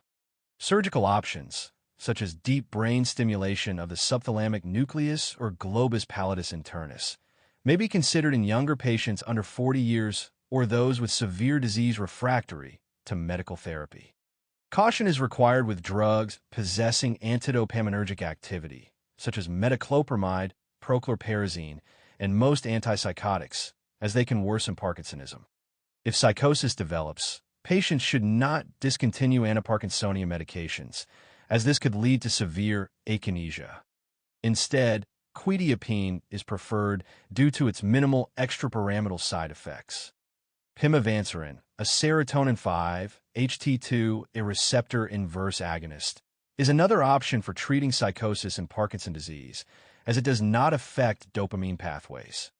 Anticholinergic side effects can be remembered with the mnemonic: blind as a bat, mydriasis and loss of accommodation; mad as a hatter, confusion and altered mental status; red as a beet, flushing; hot as a hare, hyperthermia; dry as a bone, dry mucous membranes and skin; the bowel and bladder lose their tone; urinary retention and constipation; and the heart runs alone, tachycardia. Pathology determines phenotype across neurologic diseases. Parkinson's disease involves loss of dopaminergic neurons in the basal ganglia, producing extrapyramidal motor symptoms. Alzheimer's disease involves loss of cortical and subcortical cholinergic circuits, leading to dementia. Amyotrophic lateral sclerosis causes degeneration of upper and lower motor neurons, leading to mixed motor neuron signs. Myasthenia gravis involves loss of acetylcholine receptor function, causing fatigable weakness. And Huntington disease involves loss of GABAergic and cholinergic neurons in the striatum, causing unbalanced dopamine activity and resulting in motor, cognitive, and mood disturbances. If a 55-year-old man presents with slowly progressive weakness with hyperreflexia and spasticity in one upper limb that later involves the contralateral limb, accompanied by fasciculations and muscle atrophy, but no bladder involvement and a normal cervical MRI, amyotrophic lateral sclerosis should be suspected. Amyotrophic lateral sclerosis, also known as Lou Gehrig disease or motor neuron disease, is a chronic, progressive neurodegenerative disorder characterized by the loss of both upper and lower motor neurons.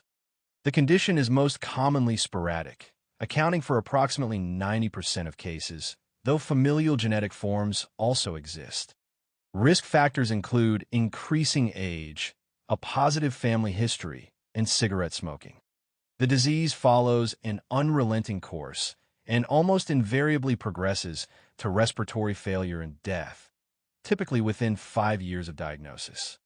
Men are affected more frequently than women, and the usual age of onset ranges from 40 to 80 years.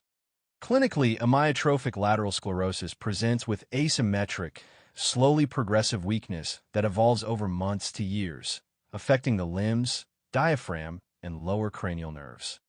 The initial presentation is often asymmetric extremity weakness, though fasciculations or muscle twitching may be the first symptom. Weight loss is common as the disease advances. Neurologic examination reveals signs of both upper and lower motor neuron involvement. Sensation, ocular movements, and sphincter tone generally remain intact throughout the disease course. Emotional lability, characterized by sudden, inappropriate laughing or crying episodes, is also a common feature. Differences in the site of symptom onset and the rate of spread produce variable presentations among individuals. Approximately 20% of patients have bulbar onset ALS, in which speech and swallowing difficulties are the initial symptoms. These patients present with dysarthria, dysphagia, and loss of tongue mobility. Bulbar onset ALS may also be associated with pseudobulbar effect, marked by episodes of uncontrollable emotional expression, such as inappropriate laughter or crying. Diagnosis of ALS is primarily clinical, based on the presence of progressive motor dysfunction in an individual with previously normal motor function. Diagnostic criteria include evidence of both upper and lower motor neuron involvement in at least one body region, or evidence of lower motor neuron involvement in at least 2 regions. Additional investigations are required to exclude other conditions that could mimic the presentation. Electromyography and nerve conduction studies demonstrate widespread denervation and spontaneous fibrillation potentials, consistent with ongoing lower motor neuron degeneration. These studies are particularly valuable in excluding other demyelinating motor neuropathies. Imaging with CT or MRI of the cervical spine is often performed to rule out structural causes of myelopathy, such as cervical spondylosis with spinal cord compression, especially in patients without bulbar involvement. Bulbar involvement, including weakness of the tongue, cranial nerve 12, and oropharyngeal muscles, cranial nerves 9 and X, indicates pathology above the foramen magnum and helps differentiate ALS from cervical spondylotic myelopathy. Treatment of amyotrophic lateral sclerosis is primarily supportive and focused on symptom management, preservation of function, and patient education. Baclofen may be used to reduce spasticity and improve comfort. Serial pulmonary function testing should begin at diagnosis, as respiratory failure is the most common cause of death in ALS. When respiratory insufficiency develops, the first-line management is non-invasive positive pressure ventilation. Pharmacologic therapy may slightly slow disease progression. Riluzole, a glutamate antagonist, has been shown to prolong survival by approximately 2 to 3 months by reducing glutamate-induced excitotoxicity. Edaravone, a newer medication, may also be used in advanced ALS to slow functional decline. Despite these treatments, no cure currently exists, and management remains centered on multidisciplinary supportive care. Restless leg syndrome is a common neurological disorder characterized by abnormal sensations in the legs, described as crawling, itching, or tingling, accompanied by an irresistible urge to move the legs when at rest, particularly when lying flat. The discomfort is partially relieved by movement and typically worsens during periods of inactivity, most notably in the evening or at bedtime. Patients often experience sleep disturbances, and bed partners may report being kicked during the night. The condition can be classified as either primary, idiopathic, or secondary. Secondary causes include iron deficiency anemia, in which impaired iron utilization in the central nervous system disrupts dopaminergic pathways located near circadian control centers. uremia due to chronic kidney disease or end-stage renal disease, cancer, especially colon cancer, pregnancy, diabetes mellitus, multiple sclerosis, Parkinson's disease, and the use of certain medications such as antidepressants and metoclopramide. Diagnosis is clinical and should always include serum iron studies to assess for iron deficiency, as this is a common and treatable cause. Treatment depends on the underlying cause and symptom severity. Iron supplementation is indicated when serum ferritin levels are low or even low normal, less than or equal to 75 mg/L. For patients with mild or intermittent symptoms, supportive measures such as leg massage, use of heating pads, regular exercise, and avoidance of aggravating factors like caffeine, sleep deprivation, and certain medications are recommended. In patients with persistent or moderate to severe symptoms, dopamine agonists such as pramipexole or ropinirole are considered first-line therapy. Neuropathic pain agents, including gabapentin or pregabalin, may also be used for symptom control. Key fact: lesions to the superior colliculus can result in Parano syndrome, paralysis of conjugate vertical gaze. Tremors. A tremor is an involuntary, rhythmic, oscillatory movement of one or more parts of the body. Tremors represent a diverse set of movement disorders. Tremors are classified by timing and characteristics. Resting tremor occurs at rest and is typical of Parkinson tremor. It is often unilateral with a pill-rolling quality. Action tremor occurs with voluntary movement and includes postural tremor, occurs when a body part is held against gravity. Examples: physiologic tremor, essential tremor. Kinetic tremor, occurs with any voluntary movement. Example: essential tremor. Intention tremor, worsens as the hand approaches a target, seen in cerebellar disease. Resting tremor occurs without voluntary movement. The classic example is the Parkinsonian tremor, also known as a rest-in-the-park tremor. It is typically unilateral, has a pill-rolling quality, and oscillates at 4-6 Hz. Resting tremors are associated with Parkinson's disease or can be induced by certain neuroleptics. These tremors improve with dopaminergic or anticholinergic agents. Action tremor occurs with voluntary movement and is further subdivided into postural and kinetic tremors. Postural tremor occurs when an appendage is voluntarily held against gravity. Physiologic tremor is the most common type, usually bilateral, fine, 10-12 Hz, and can be exacerbated by sympathetic activity. It may be worsened by anxiety or high glucose levels, and treatment involves addressing the underlying cause. Kinetic tremor occurs with any voluntary movement. The classic essential tremor, also known as benign familial tremor, is bilateral, fine, 6-12 Hz, worsens with specific postures, such as outstretched hands, and becomes more prominent during voluntary movement. It is usually inherited in an autosomal dominant pattern. Alcohol can temporarily improve essential tremor at rest. First-line treatment includes propranolol and primidone. Intention tremor is asymmetrical, coarse, 2 Hz, and worsens as the hand approaches a target during tasks such as finger-to-nose testing, producing a zigzag motion with overshooting or undershooting, a phenomenon called dysmetria. Intention tremor is indicative of cerebellar outflow disease and does not improve with rest or action. A flapping tremor, also known as hysterexis or negative myoclonus, is bilateral, variable in frequency and amplitude, and occurs due to the asynchronous inability to maintain an outstretched hand posture.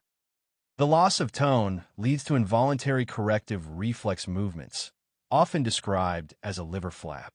This tremor is typically associated with underlying renal or liver causes, such as ammonia accumulation in hepatic encephalopathy or renal failure. Functional or psychogenic tremor has variable features. It may change types abruptly, have multiple forms, and worsen with observation. Onset is often sudden, and there is usually a history of trauma. Symptoms may improve with distraction, and treatment involves psychotherapy. Wilson disease hepatolenticular degeneration, is an autosomal recessive disorder that leads to accumulation of copper in various tissues. Mutation in the intracellular copper transporter ADP7B leads to impaired biliary copper excretion and accumulation of copper in the liver, brain, kidneys, and cornea. Clinical features. Patients usually develop liver disease before 40 years of age, including jaundice, hepatitis, ascites, and cirrhosis. Associated neurologic disease may manifest early and includes dysarthria, dystonia, tremor, and Parkinsonism. Proximal tubular dysfunction leading to Fanconi syndrome can present with glucosuria, aminoaciduria, hypouricemia, and proximal renal tubular acidosis. Kaiser-Fleischer rings, due to copper deposition in the decimet membrane of the peripheral cornea, may be noted on slit lamp examination. Diagnosis. Initial tests include LFTs. Look for AST, LT ratio 2, and CBC. Look for anemia.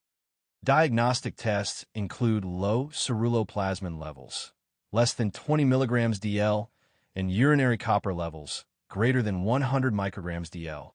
Presence of Kaiser-Fleischer rings confirms the diagnosis. The most specific test is liver biopsy. Treatment. Penicillamine is commonly used for copper chelation, though trientine has fewer side effects. Oral zinc can be considered as an alternative. A low-copper diet avoiding mushrooms, chocolate, nuts, dried fruit, liver, and shellfish is generally advised. Clinical case. A 65-year-old man presents to his internist with 10 years of bilateral hand tremors. His mother and older brother have similar tremors. He denies difficulty concentrating, trouble with rising from seated positions, or recent falls. What is the most likely diagnosis? Essential tremor, benign familial tremor, is the most likely diagnosis. Unlike the unilateral resting tremor generally seen in Parkinson's disease that improves with movement, essential tremors are usually bilateral action tremors that are worsened by movements. Understand that unilateral tremors are classic for Parkinson's disease, but can progress to bilateral tremors with other motor symptoms, not present in patient history. Patients classically self-medicate essential tremors with alcohol. First-line treatment of essential tremors is with propranolol or primidone. Neoplasms. Intracranial neoplasms may be primary, 30%, or metastatic, 70%. Of all primary brain tumors, 40% are benign and rarely spread beyond the CNS. Metastatic tumors most often arise from primary lung, breast, kidney, gastrointestinal tract neoplasms, and melanoma. They typically occur at the gray-white junction, maybe multiple discrete nodules, and are characterized by rapid growth, invasiveness, necrosis, and neovascularization. Neoplasms are more common in males than females, except for meningiomas. Key fact: most CNS tumors are metastatic. The most common primary CNS tumors in adults are glioblastoma, multiforme, and meningiomas. The most common primary CNS tumors in children are astrocytomas, followed by medulloblastomas. History P. Symptoms depend on tumor type and location, local growth and resulting mass effect, cerebral edema, or increased intracranial pressure, ICP. Common primary neoplasms in adults. Astrocytoma, diffuse, anaplastic, grade 4 glioblastoma, shows histology of astrocyte origin with glial fibrillary acid protein, GFAP, positive staining. Pseudo-palisading, pleomorphic tumor cells border central areas of necrosis, hemorrhage, and/or microvascular proliferation.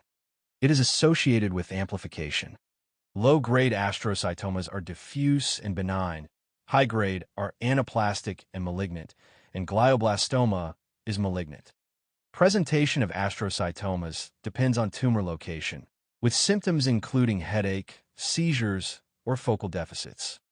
Glioblastoma is the most common malignant primary brain tumor, progresses rapidly, and has a poor prognosis, typically less than 1 year from time of diagnosis.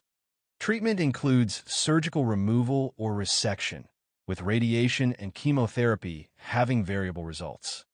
Oligodendroglioma appears on MRI as a mass, commonly in the left frontal lobe.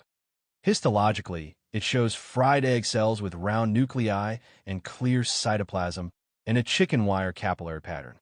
Low-grade oligodendrogliomas are benign and slow-growing, while high-grade forms are anaplastic.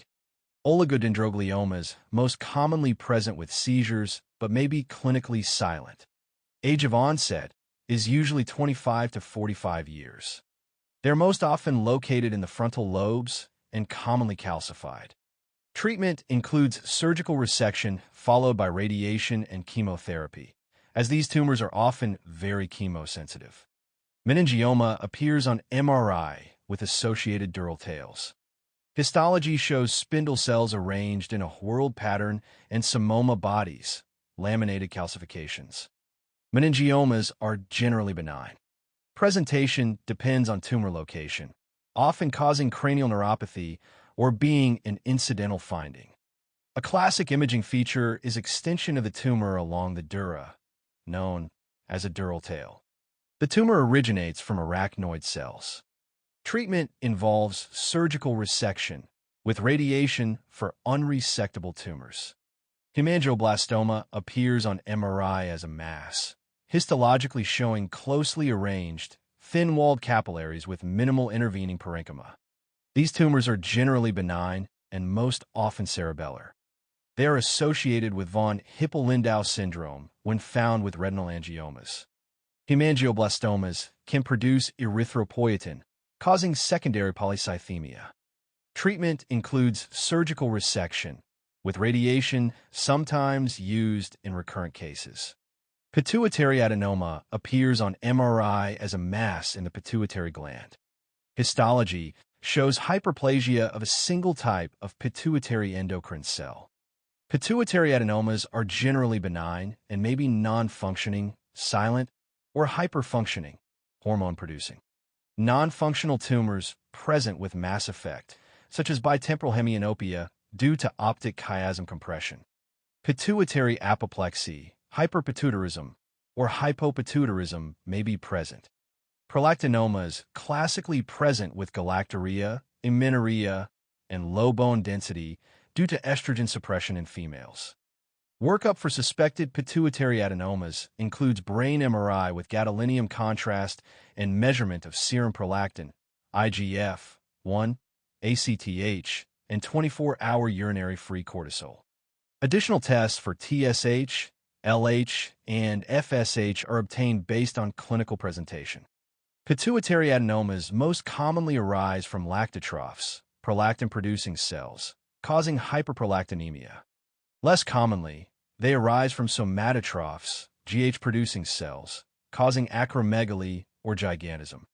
Corticotrophs, ACTH-producing cells, causing Cushing disease, or rarely from thyrotrophs, TSH-producing cells, or gonadotrophs, FSH-LH-producing cells. Lactotroph adenomas are initially managed with dopamine agonists such as bromocriptine or cabergoline, while most other subtypes require transphenoidal resection.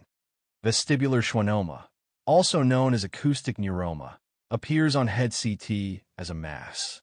It originates from Schwann cells and is S100 positive. Histology shows biphasic dense, hypercellular areas containing spindle cells alternating with hypocellular myxoid areas. These tumors are generally benign and classically located at the cerebellopontine angle. Early, they compress CN8 and 7. Later, they may compress CNs V, 9, and X. Cranial nerve compression can cause facial numbness, weakness, unilateral hearing loss, tinnitus, vertigo, and loss of balance. Vestibular schwannomas are bilateral in NF2. Management options include surgical resection, focal radiation, or monitoring. Seizures or slowly progressive focal motor deficits are the most common presenting features. Although headaches are often thought of as the main presenting symptom, only 31% of patients present with headache at diagnosis, and only 8% have headache as the sole presenting feature. When increased intracranial pressure, ICP, is the presenting feature. Symptoms include headache, nausea, vomiting, and diplopia, often due to false localizing CN6 palsies. In the era of neuroimaging, it is relatively rare for patients to present primarily with increased ICP.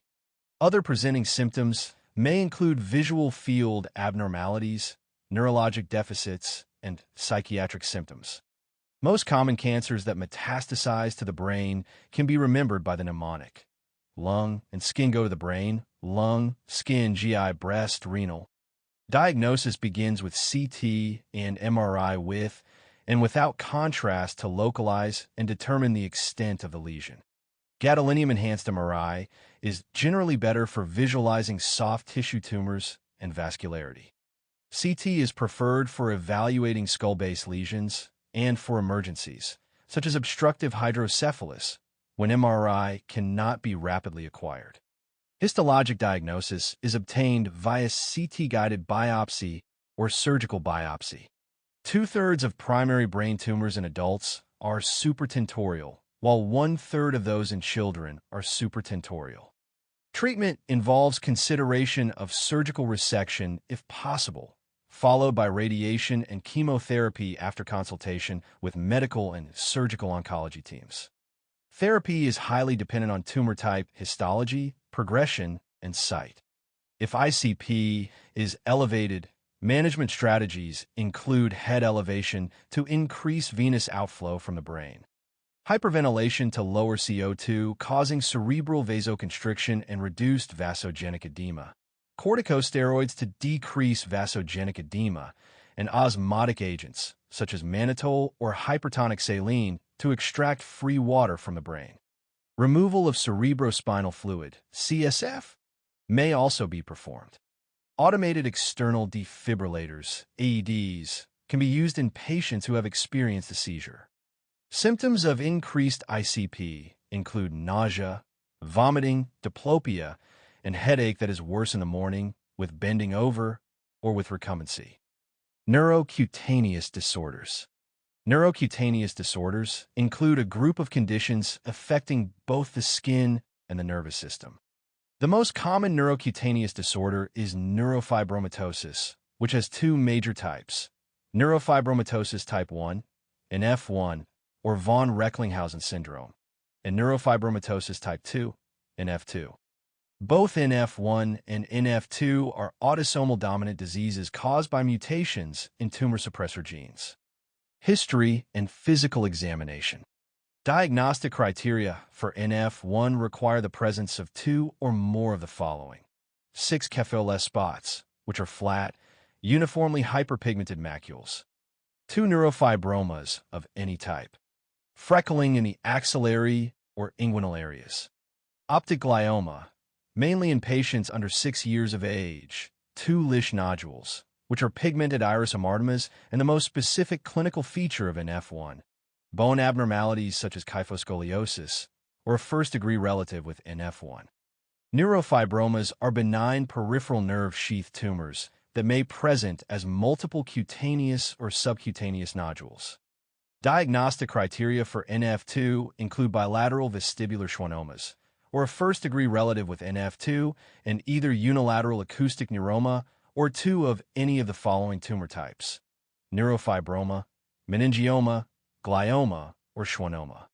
Other features may include seizures, skin nodules, and café au lait spots. Diagnosis. Diagnosis is usually clinical, supported by MRI of the brain, brainstem, and spine with gadolinium to detect tumors. A complete dermatologic examination, ophthalmologic examination, bone evaluation, and family history are essential. Auditory testing is recommended. Genetic testing is often not required. Evaluation for renal artery stenosis is important, as patients with NF1 are at increased risk of hypertension due to renovascular lesions, which can develop as early as childhood. Children under 6 years should be carefully screened for optic nerve gliomas. Vestibular schwannomas, typically present with ipsilateral tinnitus, hearing loss, and vertigo, and the treatment of choice is surgical resection. Treatment. There is no cure for neurofibromatosis. Management is symptomatic. Surgery may be indicated for kyphoscoliosis or debulking of tumors. Vestibular schwannomas and optic gliomas can be treated with surgery or radiosurgery.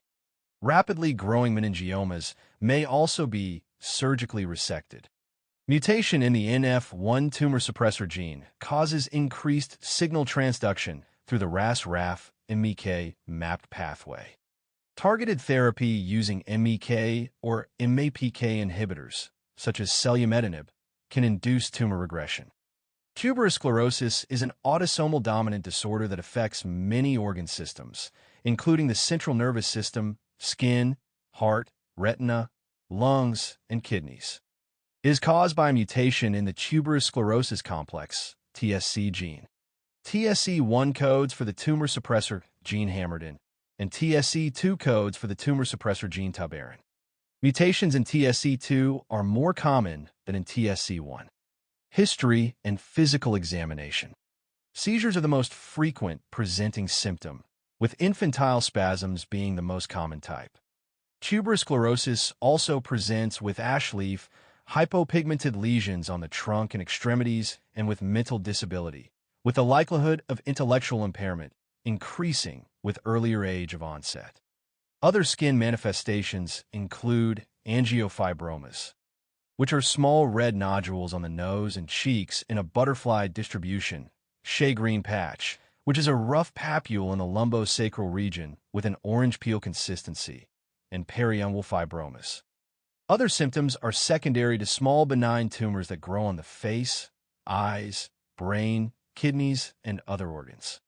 For example, congestive heart failure may result from cardiac rhabdomyomas, renal disease from renal cysts, angiomyolipomas or carcinomas, and developmental disability from brain lesions such as subependymal nodules.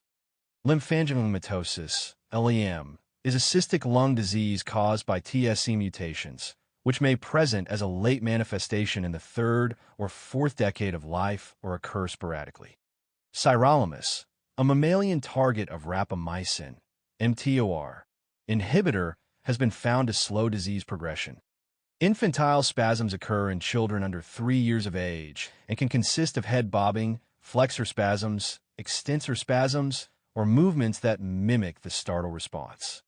They may be associated with psychomotor regression or behavioral changes. Diagnosis. Diagnosis is usually clinical.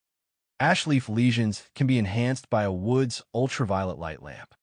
Imaging studies include MRI of the brain to evaluate for subependymal giant cell astrocytoma and calcified tubers, which are potato-like nodules within the cerebrum in the periventricular area. Obstructive hydrocephalus can develop if lesions block cerebrospinal fluid outflow. Ophthalmic examination evaluates for retinal hamartomas and eyelid angiofibromas. Echocardiography evaluates for rhabdomyomas of the heart, especially in the apex of the left ventricle, which affects more than 50% of patients. MRI of the abdomen evaluates for renal disease, including cysts, angiomyolipomas, and/or carcinoma. EEG is used to evaluate seizure activity. Treatment. Treatment should be based on symptoms, such as cosmetic surgery for facial sebaceous adenomas. Seizures should be treated promptly. When standard antiepileptic medications fail, mTOR inhibitors such as everolimus can help reduce seizure frequency. If infantile spasms are present, first-line treatment is vigabatrin, which enhances GABA transmission, while adrenocorticotropic hormone, ACTH, can be used as an alternative or adjunctive therapy. Surgical intervention may be indicated in the setting of increased intracranial pressure from obstructive hydrocephalus or for seizures associated with an epileptogenic focus or severe developmental delay. Sturge-Weber syndrome is due to a somatic mosaic mutation in the GNAQ gene and therefore is not an inheritable disease. History and physical examination. Facial capillary malformation, also known as a port wine stain, is usually in V1 distribution. This finding in isolation does not qualify for the diagnosis of Sturge-Weber syndrome since GNAQ mutations constitute a spectrum disorder, with isolated port wine stain representing the mildest form. 20% of patients have a leptomeningeal capillary venous malformation of the brain and eye that is adjacent to the port wine stain and are thus diagnosed as having Sturge-Weber syndrome. The brain parenchyma may be atrophic and contain calcific deposits.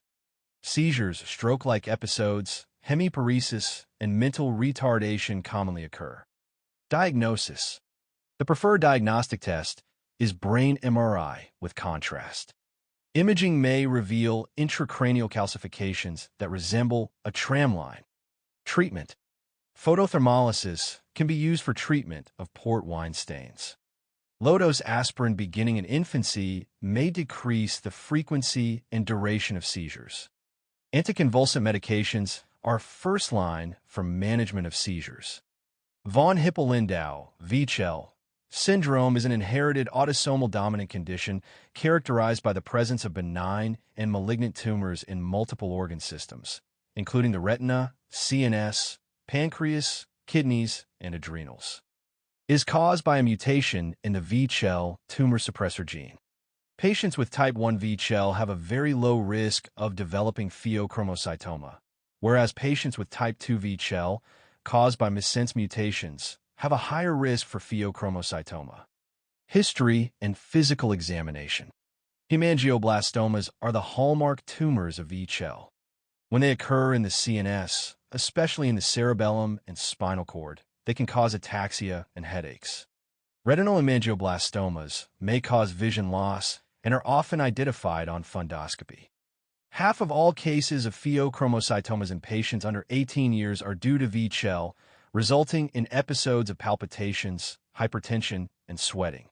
Other VECHL-associated tumors include renal cell carcinoma, clear cell type, and renal cysts, serous cystadenoma of the pancreas, endolymphatic sac tumors, papillary cystadenoma of the epididymis and broad ligament, and epididymal cysts. Diagnosis. Genetic testing is indicated for individuals with manifestations of VECHL or a family history. MRI of the brain and spinal cord is used to evaluate for lesions. Levels of catecholamines are measured to assess for pheochromocytoma. A complete audiologic exam is recommended to evaluate for hearing loss, which can be caused by endolymphatic sac tumors. Treatment. Routine surveillance of the abdomen is used to monitor for renal cell carcinoma, pheochromocytomas, and pancreatic tumors. Annual retinal exams should evaluate for retinal hemangioblastomas. Surgical intervention is considered for symptomatic hemangioblastomas. If lesions are unresectable or surgery is contraindicated, treatment with belzutifan, a hypoxia-inducible factor, HIF-2 alpha inhibitor, can be considered. In VECHL disease, levels of HIF-1A and HIF-2A transcription factors are elevated, increasing physiologic angiogenesis via upregulation of vascular endothelial growth factor, VEGF, and platelet-derived growth factor, PDGF. Patients with renal cell carcinoma larger than 3 centimeters should undergo surgical intervention rather than routine surveillance. Ataxia-telangiectasia is an autosomal recessive disease caused by a mutation in the ATM gene, which encodes DNA repair enzymes. This leads to aberrant repair of double-stranded DNA breaks, causing cell death, with Purkinje cells in the cerebellum being particularly susceptible. History and physical examination. Cerebellar ataxia is often the first presenting symptom in infancy or early childhood. Patients may also present with ocular apraxia, which is the inability to control purposeful eye movements, cognitive impairment, extrapyramidal symptoms, and peripheral neuropathy. Telangiectasias are common, most often appearing on the face, eyes, and ears. Immune deficiency, especially IgA deficiency, predisposes patients to recurrent sinopulmonary infections, which may progress to interstitial lung disease. Up to 1/4 of patients will develop a malignancy, most commonly lymphomas or leukemias. Diagnosis. Diagnosis is usually clinical, though genetic testing can support the diagnosis. Laboratory findings may include low IgA and elevated levels of alpha-fetoprotein, AFP. Imaging studies involving ionizing radiation should be minimized due to DNA repair defects. Treatment. There is no specific treatment for the progressive ataxia and cerebellar degeneration. Infections should be treated promptly with antibiotics, and prophylactic antibiotics can be considered to prevent recurrent infections. Other neurologic diseases, nutritional deficiencies. Neurologic syndromes are commonly associated with nutritional deficiencies. Thiamine, vitamin B1 deficiency. Wernicke encephalopathy. Classic triad consists of encephalopathy, ophthalmoplegia, and ataxia.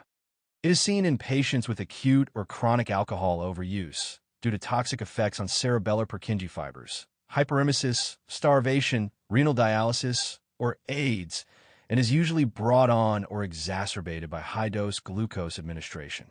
This condition is reversible almost immediately with thiamine administration. Thiamine should always be given before glucose. Korsakoff dementia includes Wernicke symptoms plus anterograde and retrograde amnesia, horizontal nystagmus, and confabulations. It occurs in the same patient population, usually when Wernicke syndrome was treated too late or inadequately. This condition is irreversible. Cobalamin, vitamin B12 deficiency, subacute combined degeneration, SCD, and peripheral neuropathy. Gradual, progressive gait disorder occurs due to profound loss of proprioception. Other features include symmetric paresthesia, stocking glove sensory neuropathy, leg stiffness, spasticity, paraplegia, bowel and bladder dysfunction, sore tongue, and dementia, associated with elevated methylmalonic acid levels. Common in patients with pernicious anemia, strict vegetarians, those post-gastric or ileal resection, ileal disease, e.g., Crohn, and patients with acute or chronic alcohol overuse or malnutrition. Treatment is with injections or large oral doses of cobalamin. Folate, vitamin B9 deficiency. Folate deficiency presents with irritability and personality changes without the neurologic symptoms of subacute combined degeneration. Most commonly seen in patients with acute or chronic alcohol overuse. Reversible if corrected early. Idiopathic intracranial hypertension. Idiopathic intracranial hypertension is a disorder characterized by raised intracranial pressure, ICP, with neurologic manifestations such as headaches. Papilledema, most common, and vision loss, without any indication toward another cause of raised ICP on neuroimaging. The disease has no proven etiology, but is believed to result from either decreased resorption and/or increased production of cerebrospinal fluid, CSF. Other proposed mechanisms include vascular causes, such as transverse sinus stenosis, hormonal causes, such as aldosterone excess, and cellular causes, including increased outflow resistance to CSF. Risk factors include female sex, obesity, use of tetracyclines, and hypervitaminosis A. History and physical examination. Patients usually present with bilateral, frontal, retrobulbar headache, more pronounced in the mornings, and with Valsalva maneuvers, transient visual loss, diplopia, and pulsatile tinnitus. Sixth nerve abducens. Palsy may be a non-localizing sign of raised ICP. Diagnosis. Neuroimaging, preferably MRI with venography, is used to rule out other causes of raised ICP. CT is performed when MRI is contraindicated. CSF opening pressure greater than 25 centimeters H2O in adults is suggestive of the diagnosis. Ophthalmologic evaluation is mandatory to rule out papilledema. Treatment. Goals of therapy include alleviation of symptoms and preservation of vision. First-line management for patients with minimal symptoms includes addressing risk factors and comorbidities, particularly advising weight loss. The best first-line medication is the carbonic anhydrase inhibitor acetazolamide. When medical therapy fails, topiramate and serial lumbar punctures may be considered, although serial LPs are not preferred as CSF reforms within 6 hours. Surgery is indicated when patients have worsening visual defects despite medical therapy, or when visual acuity loss is secondary to papilledema. Surgical procedures include optic nerve sheath fenestration, ONSF, and CSF shunting procedures. Clinical case. A 61-year-old man presents to the emergency department with a 6-month history of progressively worsening nausea and morning headache. The patient is in no apparent acute distress. What is the preferred diagnostic study?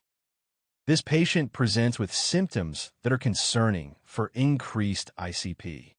As he is not in acute distress, MRI is the preferred study because it is better for visualizing soft tissue and vascularity.